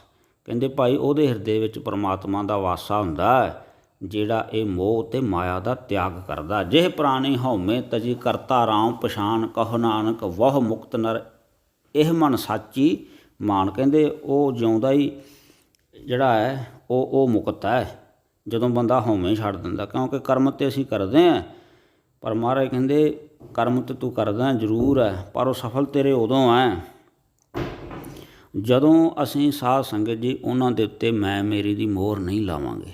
ਜੇਕਰ ਅਸੀਂ ਕੋਈ ਵੀ ਕਰਮ ਕਰਦੇ ਹਾਂ, ਜਾਂ ਅਸੀਂ ਸਾਡੇ ਤੋਂ ਸਤਿਗੁਰੂ ਪ੍ਰਮਾਤਮਾ ਜਿਹੜੇ ਚੰਗੇ ਕਰਮ ਕਰਾਉਂਦਾ ਹੈ, ਅਤੇ ਸਾਧ ਸੰਗਤ ਜੀ ਫਿਰ ਉਹਨਾਂ ਦਾ ਜਿਹੜਾ ਫਲ ਹੈ ਉਹ ਵੀ ਚੰਗਾ ਹੈ।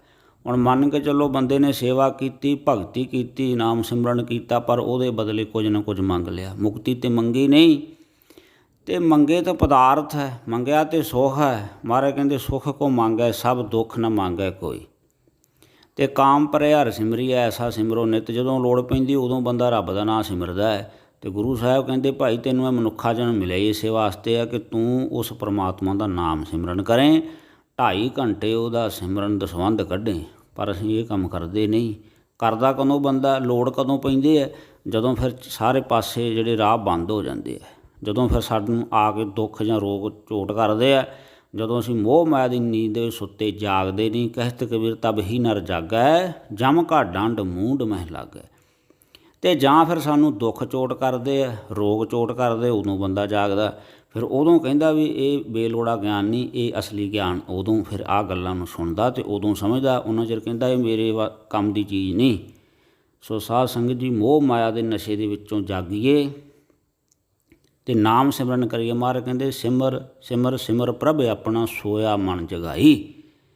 ਅਤੇ ਮਨ ਨੂੰ ਜਗਾਈਏ। ਸਾਧ ਸੰਗਤ ਜੀ, ਗੁਰੂ ਦੀ ਬਾਣੀ ਹੈ ਜਿਹੜੀ ਸਾਨੂੰ ਜਗਾਉਂਦੀ ਹੈ, ਅਤੇ ਨਾਮ ਸਿਮਰਨ ਹੈ ਜਿਹਦੇ ਨਾਲ ਸਾਡਾ ਮਨ ਜਾਗੂਗਾ। ਅਤੇ ਜਦੋਂ ਸਾਨੂੰ ਗਿਆਨ ਹੋ ਗਿਆ, ਅਤੇ ਗਿਆਨ ਦੇ ਨਾਲ ਹੀ ਸਾਧ ਸੰਗਤ ਜਿਵੇਂ ਡਰਾਈਵਰ ਗੱਡੀ ਚਲਾਉਂਦਾ ਹੈ, ਅਤੇ ਜੇ ਉਹ ਬਿਲਕੁਲ ਹੋਸ਼ ਦੇ ਵਿੱਚ ਗੱਡੀ ਚਲਾਊਗਾ, ਬਿਲਕੁਲ ਕੰਟਰੋਲ ਦੇ ਵਿੱਚ ਗੱਡੀ ਚਲਾਊਗਾ, ਸਹਿਜ ਦੇ ਵਿੱਚ ਗੱਡੀ ਚਲਾਊਗਾ, ਅਤੇ ਫਿਰ ਉਹਦੇ 'ਤੇ ਉਹਦਾ ਕੰਟਰੋਲ ਆ। ਅਤੇ ਜੇ ਉਹ ਓਵਰ ਸਪੀਡ ਚਲਾਊਗਾ, ਫਿਰ ਉਹਦਾ ਕੰਟਰੋਲ ਨਹੀਂ ਰਹਿਣਾ, ਉਹ ਨੁਕਸਾਨ ਹੋਏਗਾ। ਇਸੇ ਤਰ੍ਹਾਂ ਇਹ ਜੀਵਨ ਹੈ ਸਾਧ ਸੰਗਤ। ਜੇਕਰ ਅਸੀਂ ਆਪਣੀਆਂ ਮਨ ਦੇ ਉੱਤੇ, ਗਿਆਨ ਇੰਦਰੀਆਂ ਦੇ ਉੱਤੇ ਜਾਂ ਕਰਮ ਇੰਦਰੀਆਂ ਦੇ ਉੱਤੇ ਅਸੀਂ ਕੰਟਰੋਲ ਨਾ ਕੀਤਾ, ਅਤੇ ਸਾਧ ਸੰਗਤ ਜੀ ਫਿਰ ਇਹਦਾ ਰਿਜ਼ਲਟ ਜਿਹੜਾ ਹੈ ਉਹ ਕੀ ਹੋਏਗਾ। ਜਿਵੇਂ ਮੰਨ ਕੇ ਚਲੋ ਮਾੜੇ ਕਰਮ ਬੰਦਾ ਕਰਦਾ ਅਤੇ ਫਿਰ ਕਿੱਥੇ ਜਾਏਗਾ, ਨਰਕਾਂ ਦੇ ਵਿੱਚ।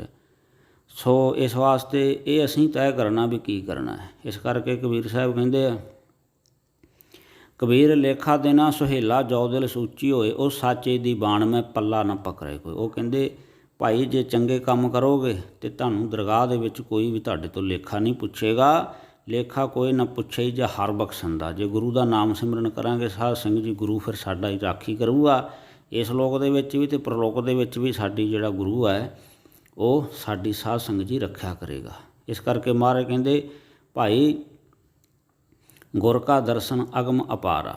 ਜਿਹੜਾ ਗੁਰੂ ਦਾ ਦਰਸ਼ਨ ਹੈ ਸਾਧ ਸੰਗਤ, ਜਿਵੇਂ ਆਪ ਜੀ ਨੇ ਸਰਵਣ ਕੀਤਾ ਕਿ ਕਿਵੇਂ ਉਹ ਮੰਡੀ ਦੇ ਰਾਜੇ ਦੀ ਅਤੇ ਸਾਧ ਸੰਗਤ ਜੀ ਦਰਸ਼ਨ ਕਰਨ ਮਾਤਰ ਦਰਸ਼ਨ ਪਰਸਿਆ ਗੁਰੂ ਕਾ ਜਨਮ ਮਰਨ ਦੁੱਖ ਜਾਏ। ਉਹਦਾ ਜਨਮ ਮਰਨ ਕੱਟਿਆ ਗਿਆ।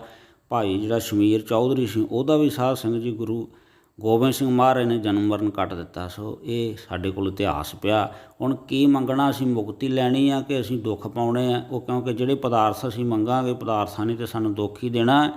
ਇਹਦੇ ਬਾਬਤ ਵੀ ਸਤਿਗੁਰੂ ਜੀ ਕਥਨ ਕਰਦੇ ਵੀ ਸਾਨੂੰ ਮੰਗਣਾ ਕੀ ਚਾਹੀਦਾ। ਇਸ ਵਾਸਤੇ ਕਿਉਂਕਿ ਜੋ ਮੰਗਾਂਗੇ ਉਹੀ ਮਿਲੇਗਾ। ਮਹਾਰਾਜ ਕਹਿੰਦੇ ਵਿਣ ਤੋਂ ਧੋਰ ਜੇ ਮੰਗਣਾ ਸਿਰ ਦੁੱਖਾਂ ਕੇ ਦੁੱਖ ਦੇਹ ਨਾਮ ਸੰਤੋਖੀਆ ਉਤਰੇ ਮਨ ਕੀ ਭੁੱਖ। ਇਸ ਵਾਸਤੇ ਮਹਾਰਾਜ ਕਹਿੰਦੇ ਭਾਈ ਉਹ ਪ੍ਰਮਾਤਮਾ ਤੋਂ ਪ੍ਰਮਾਤਮਾ ਦਾ ਨਾਮ ਹੀ ਮੰਗੋ। ਮੰਗਣ ਮੰਗਣ ਨੀਕਾ ਹਰ ਜਸ ਗੁਰ ਤੇ ਮੰਗਣਾ ਪ੍ਰਮਾਤਮਾ ਦਾ ਨਾਮ, ਉਹਦਾ ਸਿਮਰਨ, ਉਹਦੀ ਸਿਫਤ ਸਲਾਹ ਜਿਹੜੀ ਹੈ ਇਹ ਸਾਧ ਸੰਗਤ ਜੀ ਸਾਨੂੰ ਸਾਰਿਆਂ ਬੰਧਨਾਂ ਤੋਂ ਸਾਰੇ ਦੁੱਖਾਂ ਤੋਂ ਜਿਹੜਾ ਇਹ ਛੁਟਕਾਰਾ ਜਿਹੜਾ ਹੈ ਉਹ ਪ੍ਰਮਾਤਮਾ ਦੇ ਨਾਮ ਨੇ ਕਰਾਉਣਾ। ਅਤੇ ਫਿਰ ਸਾਡਾ ਜਨਮ ਮਰਨ ਜਿਹੜਾ ਮੁੱਕ ਜਾਏਗਾ। ਜਦੋਂ ਅਸੀਂ ਕੋਈ ਵੀ ਇੱਛਾ ਰੱਖ ਕੇ ਕਰਮ ਨਹੀਂ ਕਰਾਂਗੇ, ਨਿਸ਼ਕਾਮ ਹੋ ਜਾਵਾਂਗੇ, ਫਿਰ ਉਹਦਾ ਫਲ ਕੀ ਹੋਏਗਾ? ਜਦੋਂ ਅਸੀਂ ਕੁਝ ਮੰਗਣਾ ਹੀ ਨਹੀਂ, ਉਹਦੇ ਬਦਲੇ ਫਿਰ ਪ੍ਰਮਾਤਮਾ ਜਿਹੜਾ ਹੈ ਉਹ ਸਾਨੂੰ ਬ੍ਰਹਮ ਗਿਆਨ ਦੇਗਾ ਅਤੇ ਸਾਧ ਸੰਗਤ ਜੀ ਮੁਕਤੀ ਮਿਲੇਗੀ। ਇਹ ਜਿਹੜੀਆਂ ਚੀਜ਼ਾਂ ਨੇ ਇਹ ਫਿਰ ਹੀ ਕਿਰਪਾ ਹੁੰਦੀ ਹੈ। ਮਹਾਰਾਜ ਕਹਿੰਦੇ ਇਹ ਵੀ ਸੱਚੇ ਪਾਤਸ਼ਾਹ ਦੀ ਕਿਰਪਾ ਹੋਵੇ ਤਾਂ ਫਿਰ ਹੀ ਬੰਦਾ ਐਸੀ ਸੋਚ ਸੋਚਦਾ। ਇਸੇ ਕਰਕੇ ਗੁਰੂ ਦੀ ਸਾਧ ਸੰਗਤ ਜੀ ਬਾਰੰਬਾਰ ਲੋੜ ਹੈ। ਗੁਰੂ ਤੋਂ ਬਿਨਾਂ ਬੰਦੇ ਦੀ ਗਤ ਕਲਿਆਣ ਨਹੀਂ। ਇਸ ਵਾਸਤੇ ਜਿਹੜੀ ਹੈ ਮੇਰੀ ਬੇਨਤੀ ਹੈ ਨਿਗੁਰਿਆਂ ਨੂੰ ਕਿ ਭਾਈ ਗੁਰੂ ਵਾਲੇ ਬਣੋ ਅਤੇ ਗੁਰੂ ਧਾਰਨ ਕਰਨ ਤੋਂ ਬਾਅਦ ਗੁਰੂ ਦੀ ਜਿਹਨੂੰ ਅਸੀਂ ਪੜ੍ਹਦੇ ਨਾ ਗੁਰ ਪ੍ਰਸਾਦ, ਉਹ ਕਿਰਪਾ ਫੇਰ ਹੋਣੀ ਹੈ ਜਦੋਂ ਅਸੀਂ ਗੁਰੂ ਦਾ ਬਚਨ ਮੰਨਾਂਗੇ, ਕਮਾਵਾਂਗੇ ਅਤੇ ਫਿਰ ਗੱਲ ਬਣਨੀ। ਕਿਉਂਕਿ ਮਹਾਰਾਜ ਕਹਿੰਦੇ ਮੰਨੇ ਕੀ ਗਤ ਕਹੀ ਨਾ ਜਾਏ। ਜਿਹੜਾ ਬਚਨ ਸਤਿਗੁਰਾਂ ਦੇ ਕਮਾ ਲੈਂਦਾ, ਜੇ ਕੋ ਬਚਨ ਕਮਾਵੇ ਸੰਤਨ ਕਾ ਗੁਰ ਪ੍ਰਸਾਦੀ ਤਰੀਏ। ਉੱਤਮ ਸ਼ਲੋਕ ਸਾਧ ਕੇ ਬਚਨ, ਇਹ ਗੁਰਬਾਣੀ ਦੀ ਉੱਤਮ ਵਿਚਾਰ ਹੈ। ਸਾਧ ਸੰਗਤ ਜੀ ਇਸ ਵਾਸਤੇ ਗੁਰੂ ਧਾਰਨ ਕਰੋ। ਗੁਰੂ ਦੀ ਕਿਰਪਾ ਦੇ ਨਾਲ ਫਿਰ ਸਾਡੇ ਅੰਦਰ ਜਿਹੜਾ ਉਹ ਗਿਆਨ ਪੈਦਾ ਹੋਏਗਾ। ਉਹ ਗਿਆਨ ਸਾਧ ਸੰਗਤ ਜੀ ਫਿਰ ਜਦੋਂ ਅਸੀਂ ਗੁਰੂ ਦੇ ਗਿਆਨ ਨੂੰ ਲੈ ਕੇ ਚੱਲਾਂਗੇ, ਫਿਰ ਸਾਡੀ ਜਿਹੜੀ ਸੋਚ ਵਿਚਾਰ ਮਾੜੀ ਹੈ, ਮੈਲੀ ਹੈ, ਜਨਮਾਂ ਜਨਮਾਂ ਦੀ ਮੈਲੀ ਵਿਚਾਰ ਜਿਹੜੀ ਹੈ ਉਹ ਮਿਟ ਜਾਏਗੀ। ਫਿਰ ਚੰਗੀ ਸੋਚ ਵਿਚਾਰ ਜਿਹੜੀ ਸਾਡੇ ਅੰਦਰ ਚੱਲੂਗੀ। ਚੰਗੀ ਸੋਚ ਵਿਚਾਰ ਜਦੋਂ ਸਾਡੇ ਅੰਦਰ ਫੁਰਨੇ ਖਿਆਲ ਪੈਦਾ ਹੋਣਗੇ ਅਤੇ ਫਿਰ ਸਾਡਾ ਕਰਮ ਜਿਹੜਾ ਹੈ ਉਹ ਸ਼ੁੱਧ ਹੋ ਜਾਵੇਗਾ। ਚੰਗੇ ਕਰਮ ਕਰਾਂਗੇ, ਨਿਰਮਲ ਕਰਮ ਕਰਾਂਗੇ ਅਤੇ ਉਹਦਾ ਫਲ ਫਿਰ ਜਿਹੜਾ ਸਾਧ ਸੰਗਤ ਜੀ ਚੰਗਾ ਹੀ ਹੋਵੇਗਾ। ਸੋ ਰਹੋ ਵਿਚਾਰ। ਜੇਤਾ ਜਿਉ ਪਿੰਡ ਸਭ ਤੇਰਾ ਤੂੰ ਅੰਤਰਜਾਮੀ ਪੁਰਖ ਭਗਵਾਨ, ਦਾਸਨ ਦਾਸ ਕਹੇ ਜਨ ਨਾਨਕ ਜੇਹਾ ਤੂੰ ਕਰਾਏ ਹੈ ਤੇਹਾ ਹਾ ਕਰੀ ਵਖਿਆਨ। ਦਾਸ ਆਪਣੀ ਤੁਸ਼ ਬੁੱਧੀ ਅਨੁਸਾਰ ਜਿੰਨੀ ਵੀ ਵਿਚਾਰ ਹੋ ਸਕਦੀ ਸੀ ਇਹਨਾਂ ਵਿਸ਼ਿਆਂ ਦੇ ਉੱਤੇ ਖੁੱਲ੍ਹ ਕੇ ਦਾਸ ਨੇ ਵਿਚਾਰ ਕਰ ਲਈ ਹੈ। ਪਰ ਬਾਕੀ ਭੁੱਲਣ ਅੰਦਰ ਸਭ ਕੋ ਅਭੁੱਲ ਗੁਰੂ ਕਰਤਾਰ। ਸੋ ਗੁਰੂ ਪਰਮੇਸ਼ਰ ਹੀ ਐਸਾ ਸੰਗੀ ਜੋ ਭੁੱਲਦਾ ਨਹੀਂ। ਬਾਕੀ ਅਸੀਂ ਕਲਯੁਗੀ ਜੀਵ ਹਾਂ, ਬੰਦੇ ਤੋਂ ਗਲਤੀਆਂ ਵੀ ਹੋ ਜਾਂਦੀਆਂ। ਸੋ ਜਿਹੜੀਆਂ ਅਸੀਂ ਭੁੱਲਾਂ ਜਾਂ ਗਲਤੀਆਂ ਕਰਦੇ ਹਾਂ ਜਾਂ ਹੋ ਗਈਆਂ, ਉਹਨਾਂ ਦੀ ਸਾਨੂੰ ਮਾਫੀ ਮੰਗਣੀ ਚਾਹੀਦੀ। ਅੱਗੇ ਵਾਸਤੇ ਸਤਿਗੁਰੂ ਤੋਂ ਸਮੱਤ ਮੰਗਣੀ ਚਾਹੀਦੀ। ਸੋ ਸਤਿਗੁਰੂ ਸੱਚੇ ਪਾਤਸ਼ਾਹ ਜੀ ਕਿਰਪਾ ਕਰਨ, ਉਹ ਬਖਸ਼ਿੰਦ ਪਿਤਾ ਨੇ, ਬਖਸ਼ ਲੈਂਦੇ ਆ। ਸੋ ਹੋਈਆਂ ਭੁੱਲਾਂ ਦੀ ਮੁਆਫੀ ਸਤਿਗੁਰੂ ਸੱਚੇ ਪਾਤਸ਼ਾਹ ਜੀ ਤੋਂ ਅਸੀਂ ਮੰਗਣੀ ਹੈ, ਬਾਰੰਬਾਰ ਮੰਗਣੀ ਹੈ। ਸੋ ਸਤਿਗੁਰੂ ਸੱਚੇ ਪਾਤਸ਼ਾਹ ਜੀ ਕਿਰਪਾ ਕਰਨ। ਮਹਾਰਾਜ ਸੱਚੇ ਪਾਤਸ਼ਾਹ ਜੀ ਕਿਰਪਾ ਕਰੋ, ਸਾਨੂੰ ਚੰਗੀ ਮੱਤ ਬੁੱਧ ਬਖਸ਼ੋ, ਚੰਗੀ ਸੋਚ ਵਿਚਾਰ ਬਖਸ਼ੋ, ਤਾਂ ਜੋ ਅਸੀਂ ਚੰਗੇ ਕਰਮ ਕਰ ਸਕੀਏ। ਤੁਹਾਡੀ ਕਿਰਪਾ ਤੋਂ ਬਿਨਾਂ ਕੁਝ ਵੀ ਜਿਹੜਾ ਹੈ ਉਹ ਹੋ ਨਹੀਂ ਸਕਦਾ। ਸੋ ਬੇਨਤੀਆਂ ਕਰਨੀਆਂ ਸਾਧ ਸੰਗਤ ਜੀ ਬਾਰ ਕਰਨੀਆਂ। ਕਬੀਰ ਸਾਹਿਬ ਵੀ ਕਹਿੰਦੇ ਨੇ ਕਬੀਰ ਕੇਸੋ ਕੇਸੋ ਕੂਕੀਏ ਨਾ ਸੋਈਏ ਆਸਾਰ, ਰਾਤ ਦਿਵਸ ਕੇ ਕੂਕਨੇ ਕਬਹੂ ਕਹਿ ਸੁਣੇ ਪੁਕਾਰ। ਬਾਰ ਬੇਨਤੀਆਂ ਕਰਨੀਆਂ ਗੁਰੂ ਸਾਹਿਬ ਨੂੰ। ਜੈਸਾ ਬਾਲਕ ਭਾਏ ਸੋ ਭਾਈ, ਲੱਖ ਅਪਰਾਧ ਕਮਾਵੈ, ਕਰ ਉਪਦੇਸ਼ ਝਿੜਕੇ ਬਹੁ ਭਾਤੀ, ਬਹੁੜ ਪਿਤਾ ਗਲ ਲਾਵੈ, ਪਿਛਲੇ ਅਵਗੁਣ ਬਖਸ਼ ਲੈ, ਪ੍ਰਭ ਆਗੇ ਮਾਰਗ ਪਾਵੈ। ਸੋ ਇਸ ਤਰ੍ਹਾਂ ਬੇਨਤੀਆਂ ਕਰਨੀਆਂ ਸਾਧ ਸੰਗਤ ਜੀ, ਜੋਦੜੀਆਂ ਕਰਨੀਆਂ। ਜਿਉਂ ਭਾਵੇ ਤਿਉਂ ਰਾਖ ਲੈ, ਹਮ ਸਰਨ ਪ੍ਰਭ ਆਏ ਰਾਮ ਰਾਜੇ, ਹਮ ਭੂਲ ਵਿਗਾੜਹਿ ਦਿਨਸ ਰਾਤ, ਹਰ ਲਾਜ ਰਖਾਏ, ਹਮ ਬਾਰਿਕ ਤੂੰ ਗੁਰ ਪਿਤਾ, ਦੇ ਮਤ ਸਮਝਾਏ, ਜਨ ਨਾਨਕ ਦਾਸ ਹਰ ਕਾਢਿਆ, ਹਰ ਪੈਜ ਰਖਾਏ। ਸਾਧ ਸੰਗਤ ਜੀ ਨਿਤਾਣੇ ਹੋ ਕਰਕੇ ਸਤਿਗੁਰਾਂ ਦੇ ਚਰਨਾਂ ਦੇ ਵਿੱਚ ਢਹਿ ਪਾਵਾਂਗੇ ਅਤੇ ਬਖਸ਼ਿੰਦ ਪਿਤਾ ਨੇ ਸਤਿਗੁਰੂ ਸੱਚੇ ਪਾਤਸ਼ਾਹ ਜੀ। ਕਿਉਂਕਿ ਜਿਹੜਾ ਸਾਧ ਸੰਗਤ ਜੀ ਭੈ ਹੈ ਨਾ, ਭੈ ਜ਼ਰੂਰੀ ਆ। ਭੈ ਤੋਂ ਬਿਨਾਂ ਸਾਧ ਸੰਗਤ ਜੀ ਭਗਤੀ ਨਹੀਂ ਹੁੰਦੀ। ਇਸ ਵਾਸਤੇ ਮਹਾਰਾਜ ਕਹਿੰਦੇ ਭੈ ਬਿਨ ਭਗਤ ਨਾ ਹੋਵਈ, ਨਾਮ ਨ ਲੱਗੇ ਪਿਆਰ, ਸਤਿਗੁਰ ਮਿਲਿਆ ਭਉ ਊਪਜੈ, ਭੈ ਭਾਏ ਰੰਗ ਸਵਾਰ। ਸਾਧ ਸੰਗਤ ਜਿਹੜਾ ਗੁਰੂ ਦਾ ਭੈ ਅਤੇ ਭਗਤੀ ਹੈ ਨਾ, ਇਹਨੇ ਸਾਡੀ ਸਾਧ ਸੰਗਤ ਜੀ ਕਲਿਆਣ ਕਰਨੀ ਹੈ। ਸੋ ਬੇਨਤੀਆਂ ਕਰਦੇ ਰਹਿਣਾ ਚਾਹੀਦਾ। ਸਤਿਗੁਰੂ ਸੱਚੇ ਪਾਤਸ਼ਾਹ ਜੀ ਕਿਰਪਾ ਕਰਨਗੇ।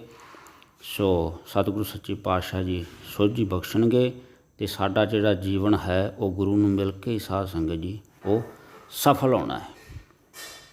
ਇਸੇ ਕਰਕੇ ਗੁਰੂ ਸਾਹਿਬ ਜੀ ਨੇ ਸਾਨੂੰ ਜਿਹੜਾ ਦੱਸਿਆ ਹੈ, ਸਰਬ ਧਰਮ ਹੈ ਸ੍ਰੇਸ਼ਟ ਧਰਮ, ਹਰ ਕੋ ਨਾਮ ਜਪ निर्मल कर्म। सो रहो विचार। ਇਹ ਸੀ ਸਾਧ ਸੰਗਤ ਜੀ ਅੱਜ ਦੀ ਵੀਡੀਓ। ਬੜਾ ਯਤਨ ਕਰੀਦਾ ਕਿ ਜਿਹੜੀ ਵੀਡੀਓ ਛੋਟੀ ਬਣਾਈਏ, ਪਰ ਸਾਧ ਸੰਗਤ ਜੀ ਵਿਚਾਰਾਂ ਕਰਦੇ ਹਾਂ ਪਤਾ ਨਹੀਂ ਲੱਗਦਾ ਵੀ ਸਮਾਂ ਕਿੰਨਾ ਹੋ ਜਾਂਦਾ, ਸਮਾਂ ਦਾ ਪਤਾ ਨਹੀਂ ਲੱਗਦਾ। ਪਰ ਜਿੰਨਾ ਚਿਰ ਜੇ ਪੂਰੀ ਵਿਚਾਰ ਨਾ ਹੋ ਸਕੇ ਤਾਂ ਫਿਰ ਗੱਲ ਬਣਦੀ ਨਹੀਂ, ਕਿਉਂਕਿ ਉਹ ਜਿਹੜੀ ਆਪਾਂ ਵਿਚਾਰ ਸ਼ੁਰੂ ਕੀਤੀ ਹੁੰਦੀ ਹੈ ਉਹਨੂੰ ਸੰਪੂਰਨ ਕਰਨਾ ਜ਼ਰੂਰੀ ਹੈ। ਜਿੰਨਾ ਚਿਰ ਉੱਤੇ ਖੁੱਲ੍ਹ ਕੇ ਵਿਚਾਰ ਨਹੀਂ ਹੁੰਦੀ, ਬਸ ਯਤਨ ਇਹੀ ਹੁੰਦਾ ਕਿ ਕੋਈ ਚੀਜ਼ ਰਹਿ ਨਾ ਜਾਵੇ। ਇਸ ਵਾਸਤੇ ਸਾਧ ਸੰਗਤ ਜੀ ਵੀਡੀਓ ਹੈ ਜੋ ਉਹ ਲੰਮੀ ਹੋ ਜਾਂਦੀ। ਸੋ ਮਾफ़ी ਚਾਹੁੰਦੇ ਆ। ਸੋ ਉਮੀਦ ਕਰਦੇ ਹਾਂ ਕਿ ਸਾਧ ਸੰਗਤ ਜੀ ਆਪ ਜੀ ਨੂੰ ਸਾਰੇ ਸਵਾਲਾਂ ਦੇ ਜਵਾਬ ਮਿਲ ਗਏ ਹੋਣਗੇ। ਸਤਿਗੁਰੂ ਸੱਚੇ ਪਾਤਸ਼ਾਹ ਜੀ ਨੇ ਕਿਰਪਾ ਕੀਤੀ ਹੈ। ਸੋ ਹੋਰ ਵੀ ਸੰਗਤਾਂ ਨੂੰ ਬੇਨਤੀ ਹੈ ਕਿ ਭਾਈ ਵੀਡੀਓ ਚੰਗੀ ਲੱਗੇ ਤਾਂ ਵੱਧ ਤੋਂ ਵੱਧ ਲਾਈਕ ਸ਼ੇਅਰ ਜ਼ਰੂਰ ਕਰਿਆ ਕਰੋ, ਤਾਂ ਜੋ ਹੋਰ ਵੀ ਕਿਸੇ ਦਾ ਭਲਾ ਹੋ ਸਕੇ।